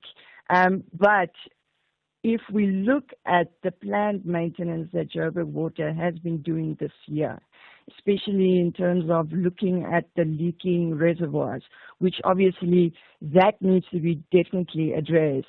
Unfortunately, that's a mixed bag at the end of the day again. So in some instances, they have commenced with, the fixing of leakages within some of the reservoirs.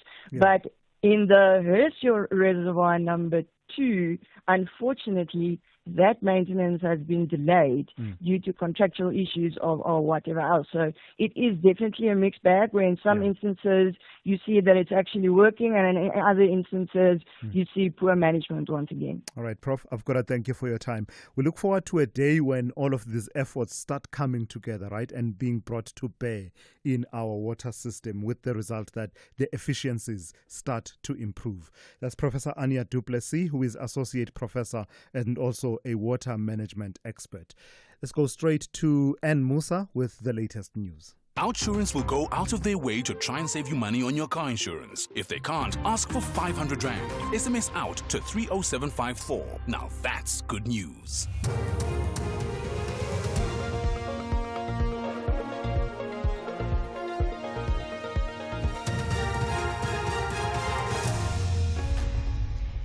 In our top stories, financial costs of ghost employees in public service probed, and US criticized for vetoing a UN resolution for a Gaza ceasefire.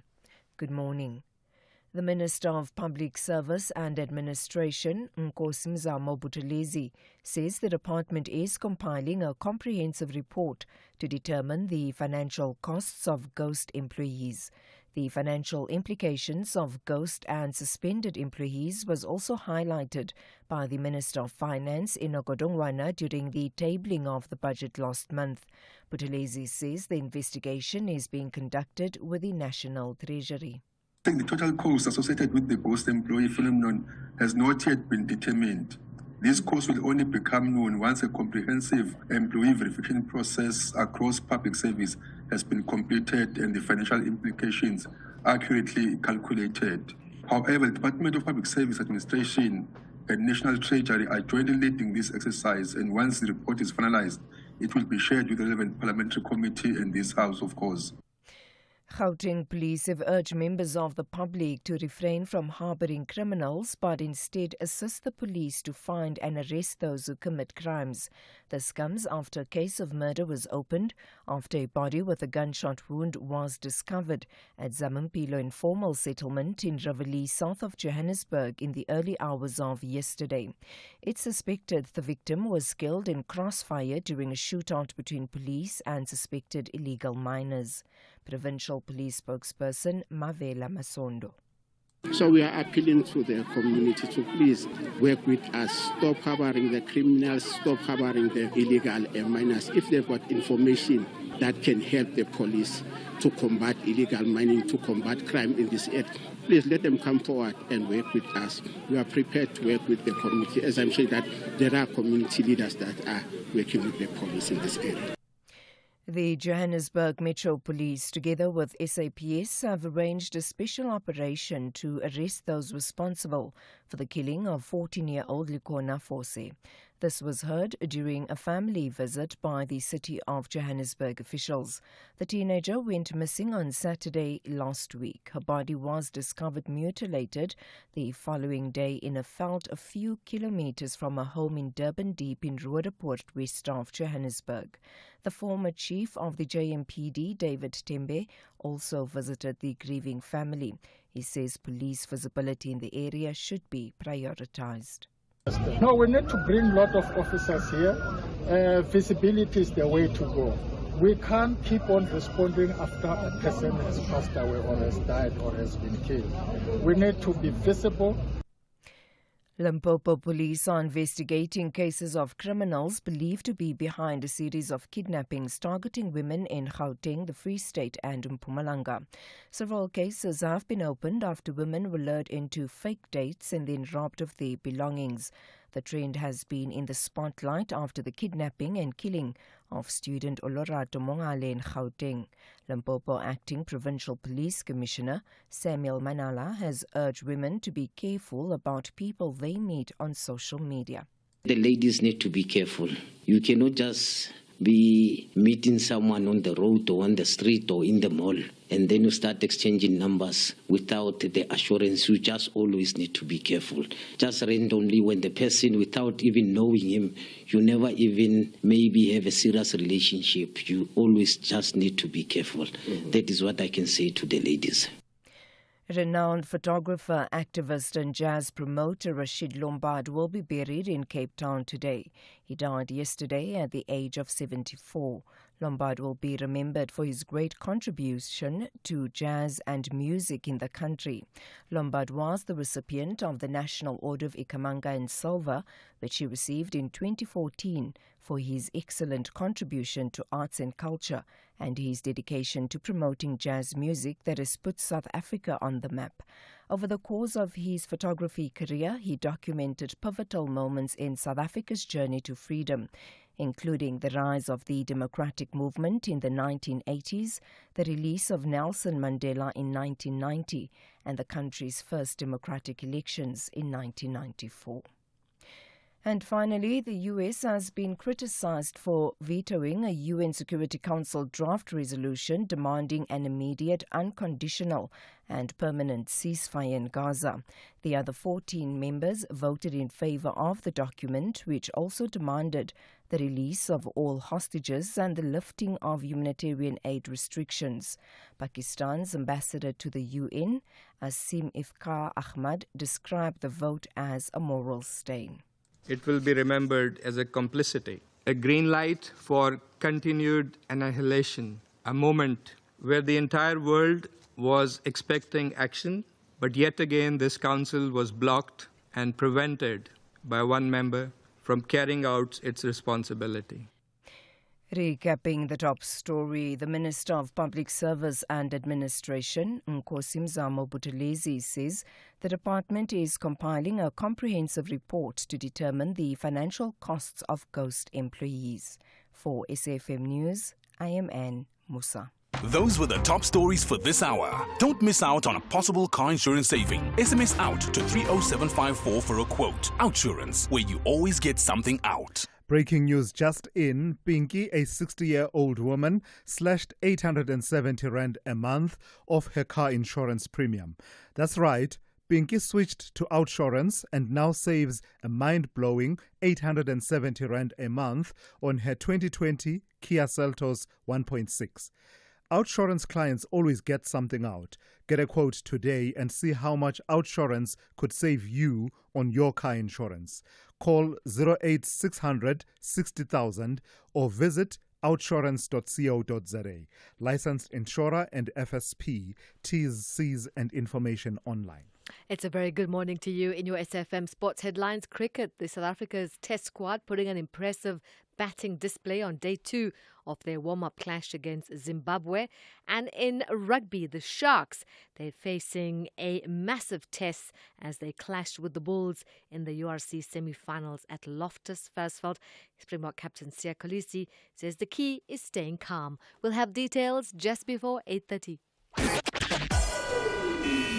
SAFM, guiding you through the rush hour traffic.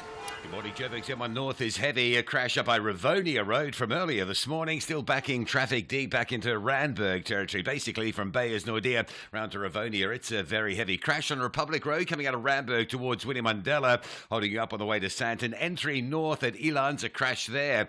Still causing a backlog of traffic. And the big one this morning, N1 North into Pretoria. A crash up by the R21. It's very heavy traffic queuing all the way back to John Foster Drive territory. Inbound to Durban, the N3 under pressure from Paradise Valley through Spaghetti Junction down to Sherwood. N2 into 4 level, heavy both ways today. And if you're driving Cape Town, the R300, some hold-ups from Van Riebeeck Road up towards the N1 outbound carriageway. A crash on the N1 inbound at Kiel-Basson, causing some delays from Plattercliff Hill. And the M3 after an earlier crash at Woolsack Drive. It's heavy this morning, queues all the way back almost to Constantia. With your traffic updates, I'm Rob Byrne.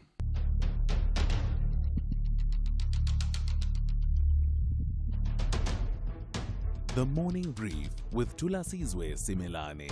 Weekdays, Monday to Friday, 6 to 9 a.m. The Morning Brief with Thulasizwe Simelane. Weekdays, Monday to Friday, 6 to 9 a.m. Yeah, it's coming up to 10 minutes after 8 on this Thursday. It is great to be in your company. We are into the third hour of the Morning Brief here on SAFM. So we've lit the proverbial conversational fuse, and the conversation is exploding, and it's beautiful to observe, just sharpening each other's perspectives. So someone sent me 2 messages weighing in on 2 conversations that we started earlier on the issue of the Black Business Council and their objections to the contract to be part of the battery storage generation awarded to Mulilo Energy, which includes Jan Oberholzer, the former Eskom official. This person says, it's just sour grapes because it's white people. So that's the first message. But then earlier on, I told you about the interview that we're going to have at about 8:45 with a representative of Greenpeace and the numbers that they've shared that talk to the number of people that they say have died as a result of illnesses and other consequences related to air pollution. They put that figure at 42,000 for 2023. This person then says Greenpeace, and they put these laughing emojis, 4 of them, with tears, laughing till I cry. Basically saying stop believing any nonsense is the sentiment from that person. You can do the same. You can send me a WhatsApp voice note or actually a message, and I'll read it out and also engage with you and your thoughts on various matters. In fact, someone else wants to weigh in on the conversation we were having a bit earlier on around the crime in communities. All right, I don't see that message anymore because as messages come in, you do lose a sense of that. But nevertheless, do weigh in on these conversations that we've started this morning, as well as any other matters that you may be thinking about. Give me a call. The number is 086 000 2032. I'll take your WhatsApp voice notes if you send them to 061 410 4107. The third hour of the Thursday edition of the Morning Brief starts now. We love rating things, our phones, our cars, but our health? Your health lets you do what you love with the people you love. So who are you staying healthy for, and how can you improve your health?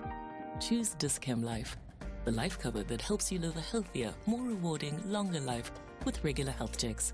Visit dischemlife.co.za now. Dis-Chem Life. Choose a better partner for life. Dis-Chem Life is an authorized FSP 50594, underwritten by Guard Risk Life, a licensed life insurer, FSP 76. T's and C's apply. The land is their legacy, but in season 3 of Yellowstone, that legacy is under fire. Kevin Costner returns as John Dutton, fighting to protect his ranch, his family, and everything that can't be bought. More enemies, deeper betrayal, and the battle for the West, it's only just begun. Yellowstone Season 3. This land was won with blood, and it'll take more to keep it. Saturdays at 9:30. Starts 24 May. Only on S3. Open up. Whether it is a CCMA referral, problems with a mechanic, or unfair blacklisting, Clientele legal plans are affordable, and you receive up to 670,000 rands worth of legal services per year. We cover civil, criminal, and labor-related matters. Our legal team will be your support 24 hours a day. SMS SAFM to 32195. That's SAFM to 32195. Clientele General is an authorized FSP and a licensed non-life insurer. T's and C's online. Standard rates apply. Call Thulasizwe now. 086 000 2032. Yeah, let me start with those voice notes and then turn to the calls. Good morning to Thulasizwe. It's Edward. Thulas, on the South Africans who are being held at the Zimbabwean remand prison on charges of being illegal in Zimbabwe, I think the Zimbabwean Human Rights Commission should not play gallery on such matters. They should rather contact their counterparts in South Africa to convince the two governments to do prisoners exchange, as it seems Zimbabwe have got more illegal migrants in South Africa compared to their counterpart. Yeah. I wonder if it would work out that way as a prisoner exchange, because I don't know, maybe I'm getting it wrong, but the concept for me evokes images of, you are in a conflict and therefore you exchange prisoners.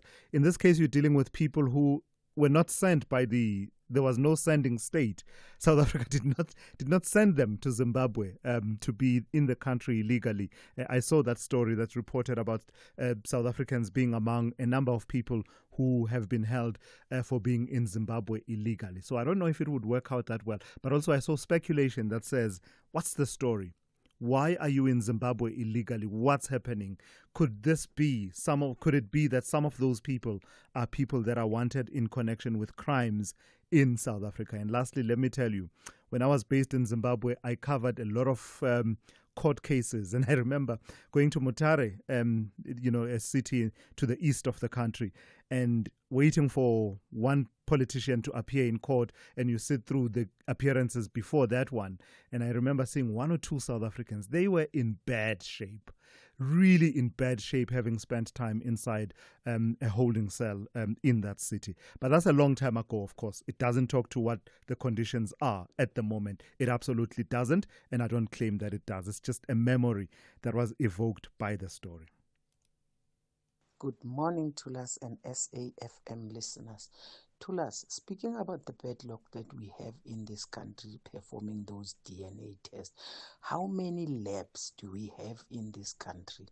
In the 9 provinces that we have, how many labs that we have that we can say we know exactly if they do this, it is going to be the very 100% results. How many do we have in this country? Yeah, that's a good question. Lucy, Lucy, thank you for that. That's a good question. I think the update has been given. I just didn't pay attention, I suppose. But I do remember they were talking about even a partnership, I think, with the CSIR to sort of bolster that capacity, that lab capacity. So, yeah, it's a good conversation. And I suppose someone from that unit within that department should be able to come through and talk to us about what's really the story around this backlog of 140,000 tests. These are people waiting for crimes to be solved, crimes that deeply affected them. It's quite disappointing listening to the BCC chairperson or the president there. I mean, that's what companies do. Companies, they hire people based on their skills and knowledge of different sectors. And you pointed right that the man was last in office in July 2023. I mean, even the banks of CEOs, all they have to do is to sit it out for 6 months and then they jump on to another position and see all the different banks. Yes, they'll still know the market and all of the strategies of the previous employer, but you can't then, say an individual can participate. It's just madness. They don't know what they want precisely. Yeah. No, thank you for that. Battled a little bit with your line, but I got the point that you are making about the BBC and their concerns around Jan Oberholzer, the former Chief Operations Officer at Eskom, now chairing this Mulilo Energy, which is now involved in this contract to supply battery energy storage, and the issues around how long is a period, what they call a cooling off period. How much of it is adequate? What's the real English? What am I saying? What's what's a proper cooling off period, I suppose, is what I'm trying to raise and what is being raised by that voice note. Let me take another one. Someone wants to respond to this issue of, illegal foreigners in South Africans who are in Zimbabwe illegally and what that phenomenon is all about. Good morning, Thulasizwe. I think when it comes to the illegally immigrant... No, I think we played that. Let's leave it at that. Let me take this one that has to do with the situation of gangsterism in Westbury. Morning, Thulas. Well, I'm listening attentively to your guest from Westbury, ventilating the further frustration, which are genuine. But 90 to 95% of the problem, they must point the fingers. The majority of fingers are pointing at them. They must do an introspection. Values that used to hold the society together must be resuscitated. They must stop pointing fingers at others and point fingers at themselves. How are they allowing gangsters to flourish when they're about to be eradicated? Major from Gotem. Yeah, Major, thank you for that. And I suppose in a way, in a manner of speaking, no, in fact, in a way, not in a manner of speaking, in a way this applies to all of us. Self-introspection, the values, the communal values, that's not something in many instances that government can enforce. It's conversations between ourselves. What is it that we value and hold in high regard and are willing to take action as ordinary citizens to protect and champion those values. I suppose it can be said for many, many of us, in fact, communities across the country. Let me take a call from Kasongo in Cape Town. Good morning to you. You want to talk to me about the DRC conflict this morning. Please go ahead. Kasongo? Kasongo in Cape Town. All right, we don't seem to have Kasongo in Cape Town, which is a pity because I was looking forward to hearing what Kasongo has to say about the situation in the DRC. Nevertheless, let's leave it there for now. We will take more of your calls and voice notes a bit later on the show. Are you looking for the best savings on spectacles? At Specsavers, enjoy 1,500 Rand off when you get tested at South Africa's trusted and most established optical group. Get 1,500 Rand off all frames in store, or use your 1,500 Rand off on our leading lens enhancements, such as drive light lenses that reduce artificial glare whilst driving. Book online or call your nearest store today. Affordable eye care, Specsavers. T's and C's apply. 13 Southern African nations and North African guests, Morocco, will battle it out for the ultimate glory in the Hollywood Bets COSAFA Cup 2025 in Mangaung, Bloemfontein. Catch the beautiful game on SABC Plus, SABC Sport on DTT Channel 4 and SABC 1 from 4 to 15 June. Stay tuned to SABC Sport. For the love of the game.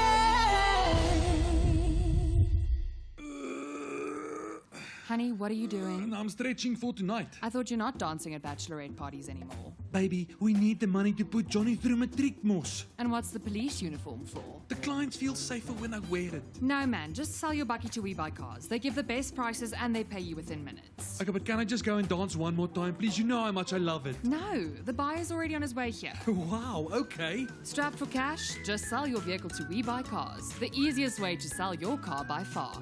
Big stories of the day. Hashtag the morning brief. Right, let's turn to this story now. New data that is out from TPN, that is the leading background screening provider, suggests we have reason to be gravely concerned about the safety of children in many schools across the country. Between March 2024 and February 2025, TPN found that nearly 3% of school staff, from teachers to groundkeepers, had criminal records, including violent and sexual offences. Although this is said to be a slight improvement from last year's figure of 3.08%, it still means that 1 in every 34 staff members vetted had a criminal history. So let's unpack all of these details. I'm joined by Tirona Mudli, who is National Professional Teachers Organization Chief Executive Officer, NAPTOSA Chief Executive Officer. Tirona, good morning and thank you for your time. Are you surprised? Hi, good morning, Tila. Are you surprised by these findings? More than surprised, I'm quite disturbed about the finding. Of course, these stats are presented to us on a regular basis. So what's of concern is that we are running on the same spot in terms of the stats. There's no real improvement, although it is marginal at this time. So why is it that so many teachers, I mean, the figure they're citing is about, 3%, not just teachers, but school staff. How is it possible that people with criminal records can find themselves in the schooling system? Where are the systemic weaknesses? Okay, it is quite a complicated process, but it's also a problem with the system, as you rightly said. When you are employed or you make an application to be a teacher or anybody in public service, you complete an application form that asks if you have a criminal conviction. And it's a simple yes or no. Now, the first question is, does anybody follow up on this? If you said no, is there a follow-up? If you say yes, is there a follow-up? Secondly, SAFE, the South African Council of Educators, requires only since 2019 that when you apply for accreditation with the body, you provide a police clearance. So that only started in 2019. What about those before that? Sure. Now the department, the DBE, has started a process of vetting all educators. This has been a long, slow process. They've barely scratched the surface. And vetting will finish in a good couple of years because of the number of teachers in the system, more than 410,000. So really right now, for me and for NAPTOSA, that's not going to assist much. Because once you've vetted them, vetting has to be a continuous process. It's not an event. It has to be a process. So there are problems in the system that must be addressed. So the vetting for general criminal activity is one thing, but the other figure that TPN reveals in their latest report is that about 1.2% of those that were checked actually had criminal records that specifically relate to abuse and sexual offenses. Where are those systems failing, given that we have Child Protection Register of sexual offenders, as well as the professional elements that talk to professional conduct, at least in the case of teachers? To have even one sexual offender out of 410,000 employees is a great concern. Now, with regards to the register, NAPTOSA doesn't believe that the different institutions are talking to each other. Are the provincial departments reporting perpetrators found guilty to the authorities, who will then have their names added to the sexual offences register. Are the provincial departments reporting it to SACE for these educators to be considered to be struck off the SACE register?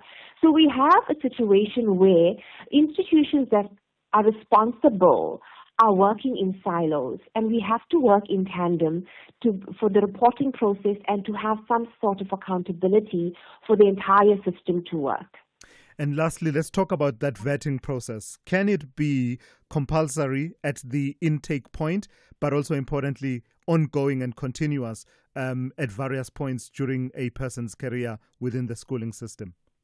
Currently, it's not compulsory at the intake process with the department. It's only compulsory with SACE, and SACE is not the employer. So that is the first flaw in the system. The second one is that, like we have regular registration with other bodies, professional bodies like the Law Society and the Health Professionals Council, that doesn't happen with teachers. So we have to have regular or intermittent re-registration of teachers, but also regular vetting of them. And if the department doesn't have the capacity or the finances to do regular vetting, we must consider random checks of educators, samples of educators in the interim before we are able to have the capacity, financial and otherwise, to vet all teachers at regular interim. All right, I've got to thank you for your time. That's Thirona Moodley, who is the Chief Executive Officer of the National Professional Teachers Organization of South Africa, NAPTOSA.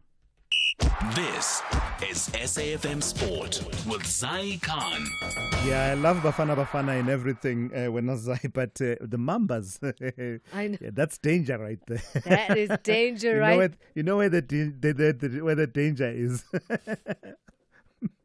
Sorry, silly reference from social media. Okay, are we going to go there?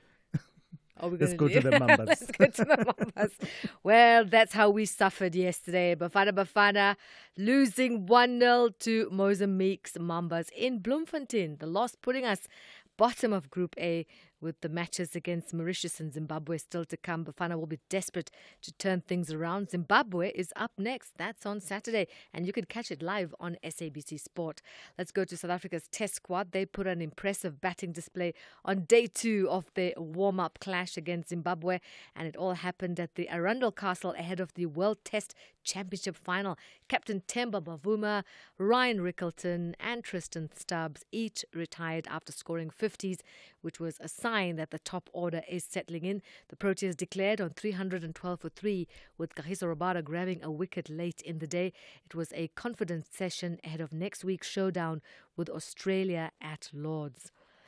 Let's go to some other news, and it's rugby. The Sharks facing a massive test this Saturday as they clash with the Bulls in the URC semi-finals at Loftus Versfeld. It's a third encounter this season between the sides, with the Durban outfit winning the previous 2. This time it's knockout rugby. Springbok captain Siya Kolisi says the key is staying calm, and that experience from World Cup winners like Ibn Etzebeth and Bongi Mbonambi will guide the team through the pressure. Kickoff is at 4:15, and it's all happening in Pretoria.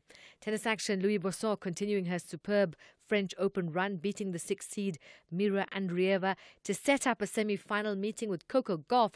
Gauff beating Madison Keys. In the men's draw, Novak Djokovic beat Alexander Zverev to reach the Open semi-finals. He'll face Yannick Sinner. Sinner beating the world number 1 Alexander Bublik 6-1, 7-5. And finally, golf Masters champion Rory McIlroy explaining his media silence during the PGA Championship, admitting he was unhappy at the way the news of his driver disqualification was leaked. World number 1 Scotty Scheffler, he too had been forced to change his driver for a similar reason, but McIlroy was upset that only his issue had become public. I knew that Scotty's driver had failed on Monday, but my name was the one that was leaked. It was supposed to stay confidential. 2 members of the media were the ones that leaked it. So why, I didn't want to get up there and say something that I regretted either, because there's a lot of people that I'm trying to protect Scotty. I don't want to mention his name. I'm trying to protect TaylorMade. I'm trying to protect the USGA, PGA of America, myself. So I just didn't want to get up there and say something that I regretted at the time. And And that's your tea for now. We'll have John Gericke up at 12:30 with more sport. I'm Zai Khan. Good morning, I'm Anne Musa. In the headlines, Abatembu King Bueli Kaya Dalindyebo has questioned the Mthatha Magistrates Court's decision in the Eastern Cape to grant bail to the Walter Sisulu University residence manager. Manelisi Mampane was accused of fatally shooting a student and wounding 2 others. The Minister of Public Service and Administration, Nkosi Mzamo Buthelezi, says the department is compiling a comprehensive report to determine the financial costs of ghost employees. Buthelezi says the investigation is being conducted with the National Treasury. And family, friends and colleagues of award-winning actor Presley Chweneyagae will gather at the State Theatre in Pretoria at 11 o'clock this morning to honour him at a memorial service. He passed away as a result of natural causes last week at his home in Pretoria. I'll have details on these and other stories at 9. SAFM, guiding you through the rush hour traffic. Very important announcement if you're Mpumalanga side this morning. Protesting, trucks blocking the R40 just on the northern side of Bushbuck Ridge, just north of the town. There is nothing getting through, and there's some long queues. Delay arrival, delay travel through Bushbuck Ridge until later, until that situation's been resolved. Pretoria, the N1 routing north, a crash much earlier this morning that we've been keeping an eye on up by the R21. Traffic very heavy from Buerta Avenue as you line up to get past that one. Crash on the N1 north at Rivonia. That's still very slow coming up from Randburg.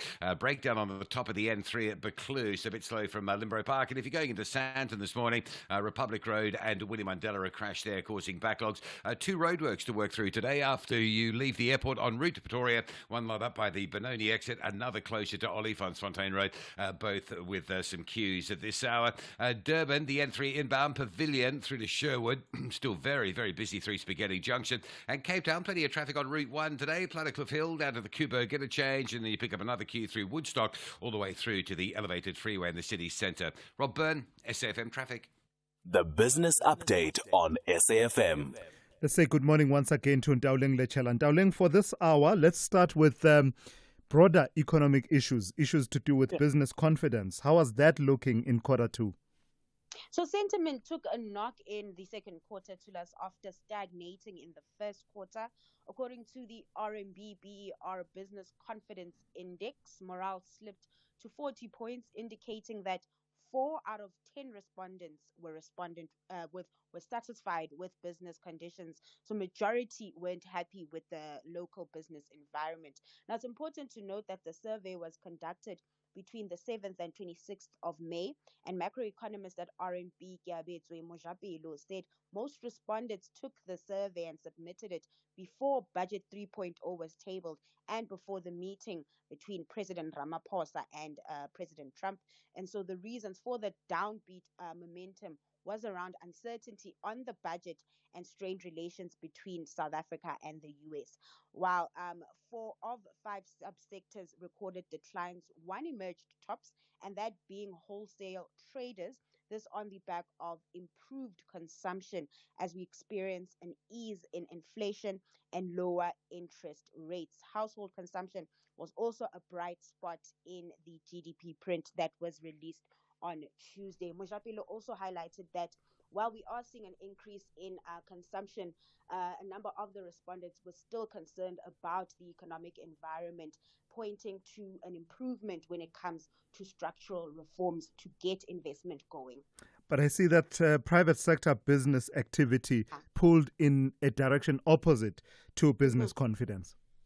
And it's interesting to see the contrast between what analysts call soft versus hard data, to soft data being prints that measure sentiment and hard data being reports that measure actual activity. While sentiment is sour, some reports are showing that there is a slight uptick in activity, particularly in the private sector where business activity grew at its fastest pace in 4 years in May. And this is according to the S&P Global PMI print, where that index rose to 50.8 in May from 50 in April, indicating growth for the first time since November 2023. Now, the growth, S&P says, was driven by improved supply chain conditions, which allowed firms to replenish their inventories at a faster rate, at the fastest rate in a year.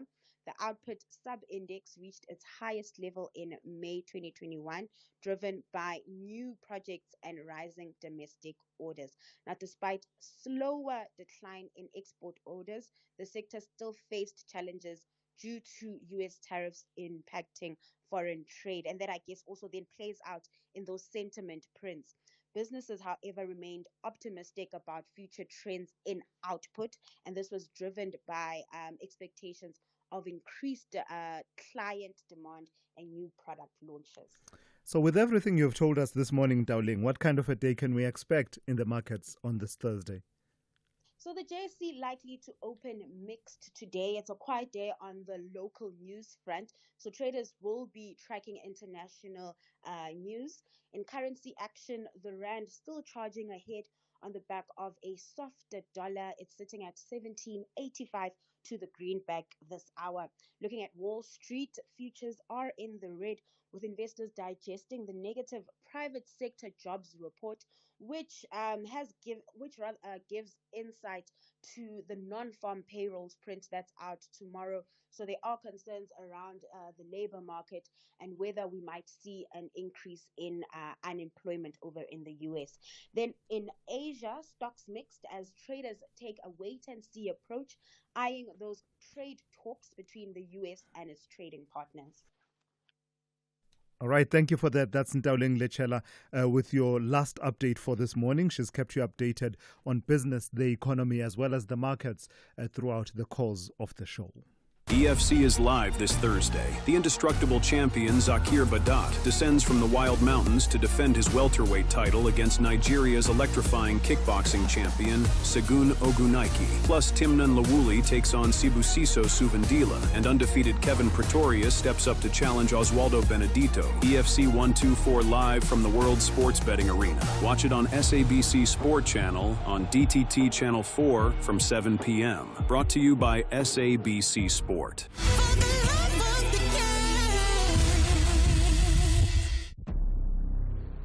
We all have an enemy. Not me. Oh, please. Trust me, you do. Some are vocal about it. I mean, they don't shy away from it. Open hatred. Well, at least they're honest about it. Then you get our Satan. Oh, they will hate you in the shadows. Consult the Magoya of Baloi. Maybe an Inkabi for you here and there. Trash your name until it can't even be recycled.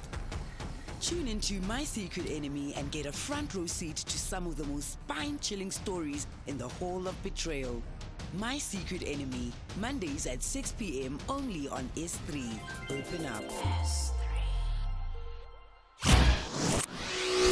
Thulasizwe Simelane on SAFM. All right, let's go to that story that I foreshadowed a bit earlier on. A new report out from the environmental lobby group Greenpeace and the Center for Research on Energy and Clean Air suggests air pollution may be one of the leading causes of death in the country. In fact, the two organizations suggest that in 2023 alone, 42,000 people lost their lives due to exposure to fine particle pollution, that's known as PM2.5. And this includes over 1,300 children under the age of 5. That would make air pollution-related deaths, the death toll therefrom, to be more than 14,000. Okay, let me say that again. That would make the air pollution-related death toll more than 14,000 deaths higher than the 27,000 murders recorded in 2023. So let's speak to Cynthia Moyo from Greenpeace, where Cynthia is Greenpeace Africa's climate and energy campaigner. Cynthia, good morning and thank you for your time. So let's start with this. Let me just out and out say, I don't doubt the science. I don't doubt the effects of pollution and the need to curb it. But I'm a bit of a skeptic when it comes to these numbers. 42,000 people in 2023. What's the? How did we come to those numbers? I was hoping that you were going to ask that question. The data that we used comes from internationally recognized health models that are used by the Center for Research on Energy and Clean Air, CREA, and also Greenpeace, and similar institutions worldwide. So our estimates are conservative, but they've only focused, on one pollutant, that's the PM2.5. And then we also use data from the South African industrial emissions and also the global health frameworks, just to ensure that we have that, the local relevance and also the accuracy. So when we talk about these 42,000 people and you're talking about the fine particle pollution, PM2.5, what would be registered on average as the cause of death? Would it be illnesses related to exposure to this fine particle pollution? Okay, so the research report which we released, pointed out that we have the 42,000 premature deaths in South Africa. That's only in 2023, and this is including the 1,300 children that are under 5. So we are talking of the respiratory conditions that are there. We're talking of the heart conditions. We are also talking of the diseases such as your blood pressure and also the sugar diabetes as well. Is it possible to do further work? Empirical work. And this is not to doubt, obviously, I have no basis to doubt what you are saying and the sources of your research. But I'm wondering if you would benefit from further work where you can say, we did an empirical study that actually examined cases that can be tracked and traced to say, these were the registered and recorded causes of death. I don't know if you get the point that I'm making. I totally get the point that you're making, and maybe let me point it out to you that, air pollution in South Africa is a very invisible crisis that often gets overshadowed by more visible socioeconomic issues like, we have unemployment, we have energy security, we have infrastructure challenges. So I totally get where you are coming from. But however, the health impact of air pollution is quite severe, especially if we were to look at, the vulnerable populations that we have in places like Mpumalanga, where we have, multiple coal-fired power stations. And in fact, while you're talking about that, map out for me then where some of these deaths were occurring, in which regions in the country, and does that align with the map of exposure to air pollution as well as the contentious issues around the exemptions from complying with the minimum emissions standards? Yes, definitely.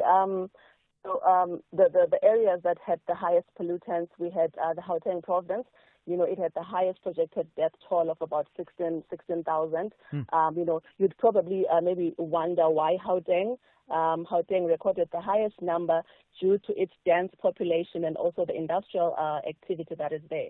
And it is followed by, KwaZulu-Natal, and we also have the Highveld private area with about 5,600. So Gauteng is sitting at 16,000. Lastly then, Cynthia, what are your recommendations? I know that you are not big fans of these exemptions from minimum emissions standards compliance, which the Minister Dion George granted Eskom a few months ago under strict conditions. What are some of your recommendations in light of the data that you've just released? Yes. So maybe just to say that the findings, they highlight that South Africa's heavy reliance on the coal-fired energy is a major driver of the air pollution that we're talking about, and which is disproportionately affecting the vulnerable communities. So this is not just, an environmental issue, but it is a public health crisis with very significant, economic consequences. So we all know that South Africa's constitution guarantees the right to a healthy environment. Yet for many, that right is a very distant dream. So our key recommendations include, ending regulatory exemptions for polluters. We're talking of the fossil fuel measures, and to just try and, align national air quality standards with the WHO guidelines. And maybe lastly, just to enact, a Clean Air Act. That would come a long way. But we need the political will from the government. Yeah. All right. Thank you for that. That's Cynthia Moyo. Cynthia Moyo is from Greenpeace Africa, where she is climate and energy campaigner. Call Thulasizwe now, 086 000 2032. Yeah, in fact, let me take a call from Temba in Gqeberha, immediately responding to that conversation. Temba, good morning. Please go ahead. Good morning, Thulasizwe. Look, Thulasizwe, if it was for me, I would not invite this organization to any public platform because, one, they are a creation of the green energy generation conglomerate. They are now posing these threats or these allegations into the public domain for us to panic and change our policy to the benefit of the green energy generation companies. You really think so, Temba? Are there no objective factors that have to do with pollution? For instance, if you were to go where I experienced it, and I'll let you finish your point. I'm sorry to jump in like that.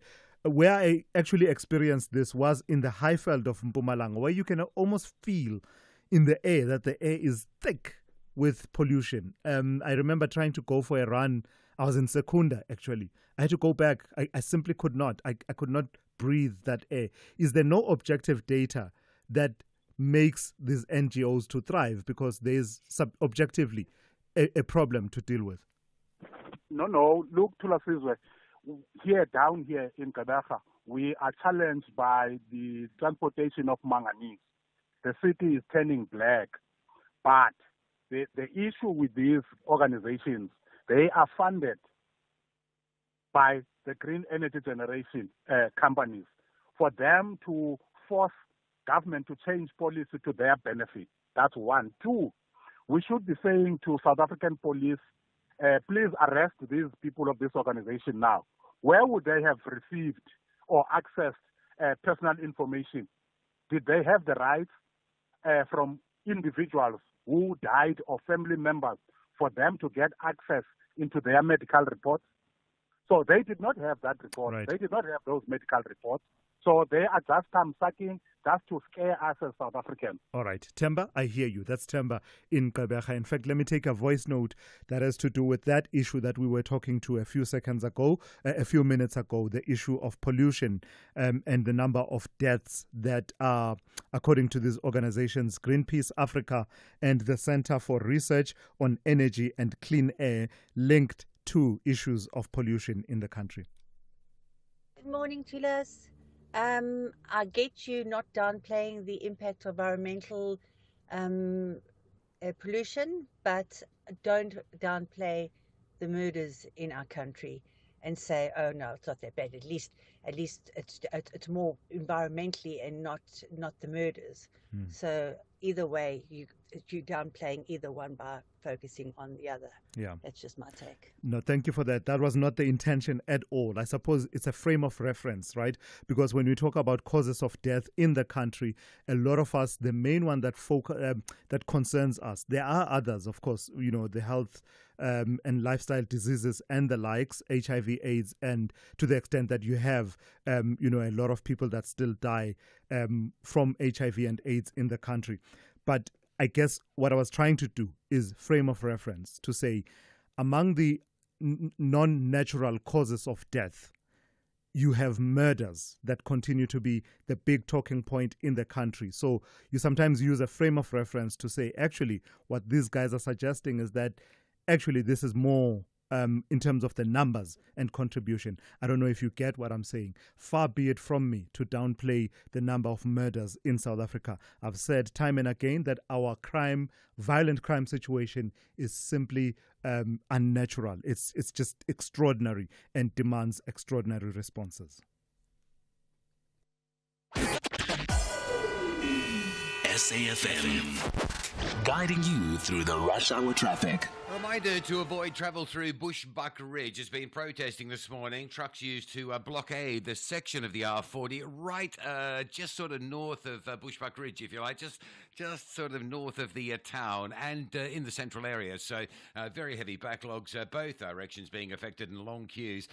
Bushbuck Ridge, avoid travel through that area until further notice. Joburg side, quite heavy this morning on the Mike 1. Santon down to Melrose looking very slow. Breakdown on the M1 South before before William Mandela, causing some delays. The R21 seen on the N1 north towards Pretoria, that crash scene is being cleared. It's released all the traffic moving slowly to Rigel, but the collision that caused that big backlog N1 north is now out of the way. Durban bound on the N3 this morning. It's been jammed up. It still is, coming from Pavilion through to Sherwood. Behind that, the N2 south is queuing, coming from Umgeda Road to try and turn into Durban via 4 level.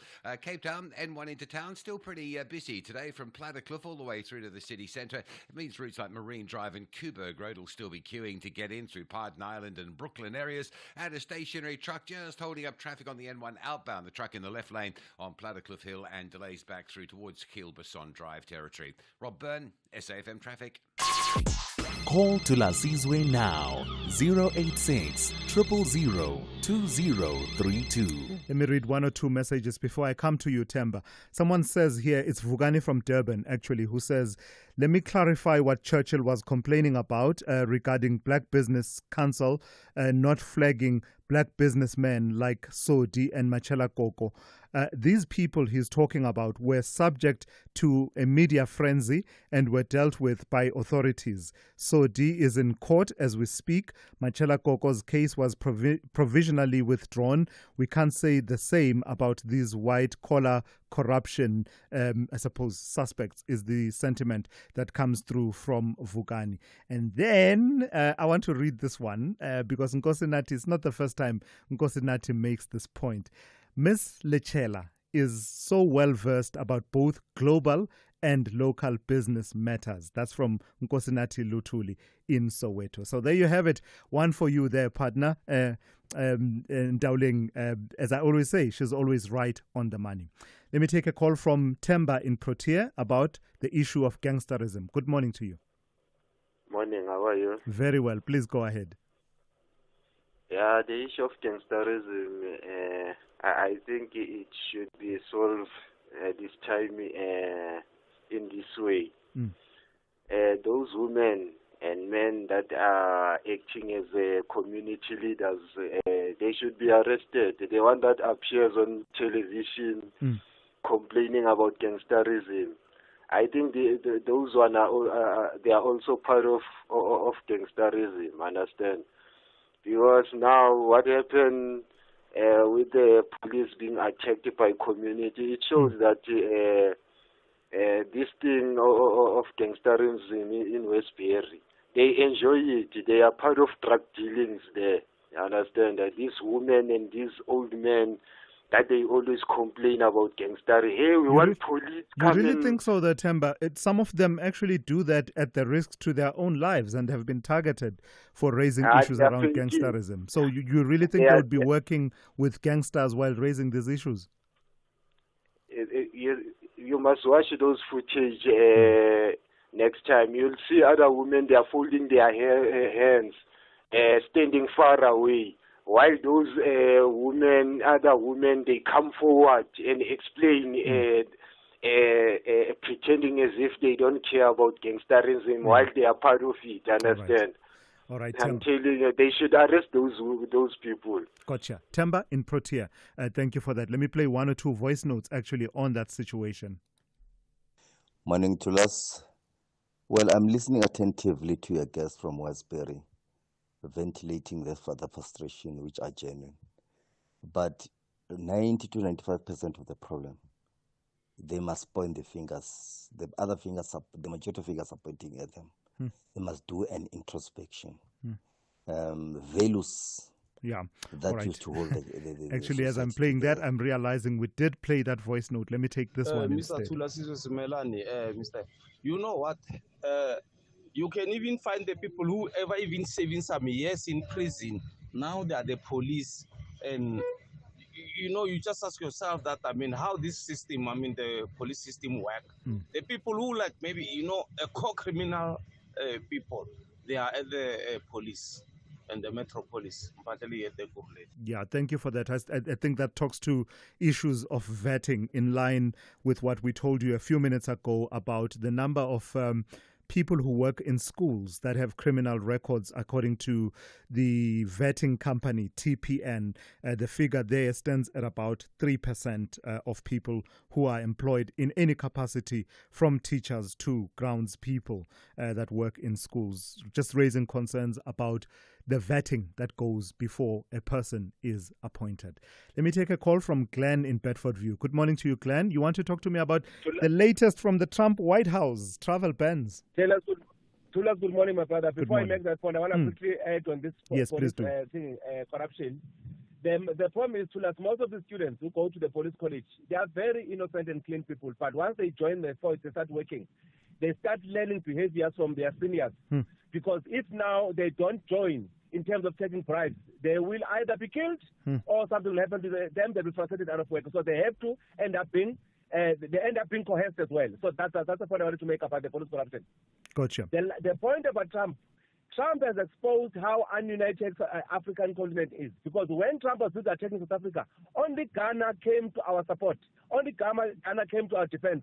And what makes me upset to us is that all these African countries, they have their citizens here in South Africa under false pretenses as though they are refugees, whereas they are just here as migrant workers, or they are looking for business opportunities. None of them supported us to dispel the myth that Trump was spreading about South Africa. Now that Trump is banning as enforce a travel ban on them, they will be expecting us to support them. Thank you, Thulas. Gotcha. Thank you, Glenn. Short and sharp and to the point. That's Glenn there raising that issue of the latest countries, I think 12 countries that have been mentioned by U.S. President Donald Trump in that executive order that imposes a travel ban on a number of countries. Kasongo, we heard you earlier on, but I don't know what happened. Talk to me about, you want to talk about genocide claims in South Africa. Good morning. Yes. Yeah.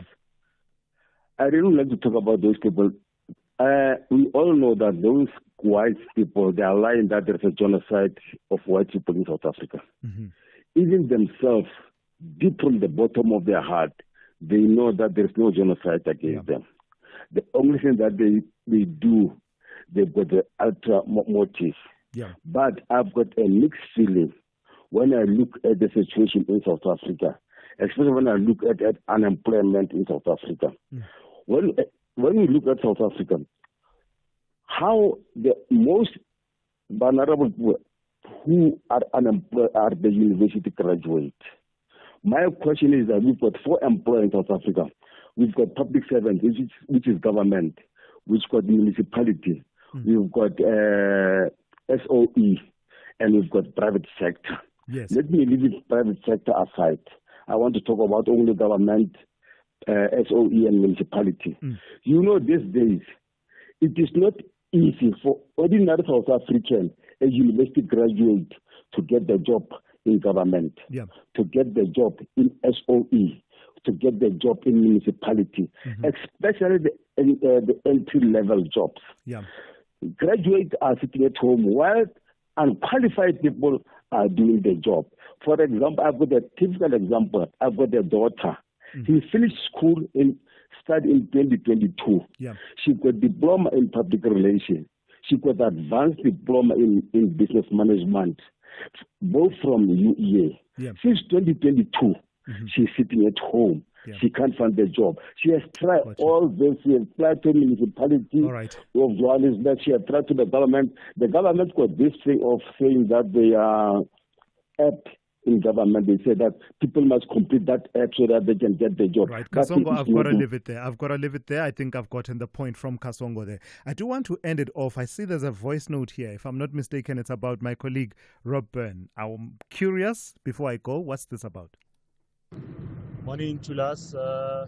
Please let Robben know that the backlog is talking about in Pretoria past Centurion on the N1 North is now starting at John Foster Drive, there around John Foster Drive. It's backlogged way past Buertha Avenue. It's now by John Foster Drive, going all the way there until the accident scene there. Anonymous on the road. Anonymous, thank you. Stay safe on the roads, and thank you for sharing that information. It may help someone who needs to navigate their way around Gauteng this morning. And that's it, really. Our full and final account to you for this morning in lieu of your morning brief. Kete Motlatlana and the team on the talking point standing by to take it over immediately after the news with Ann Musa.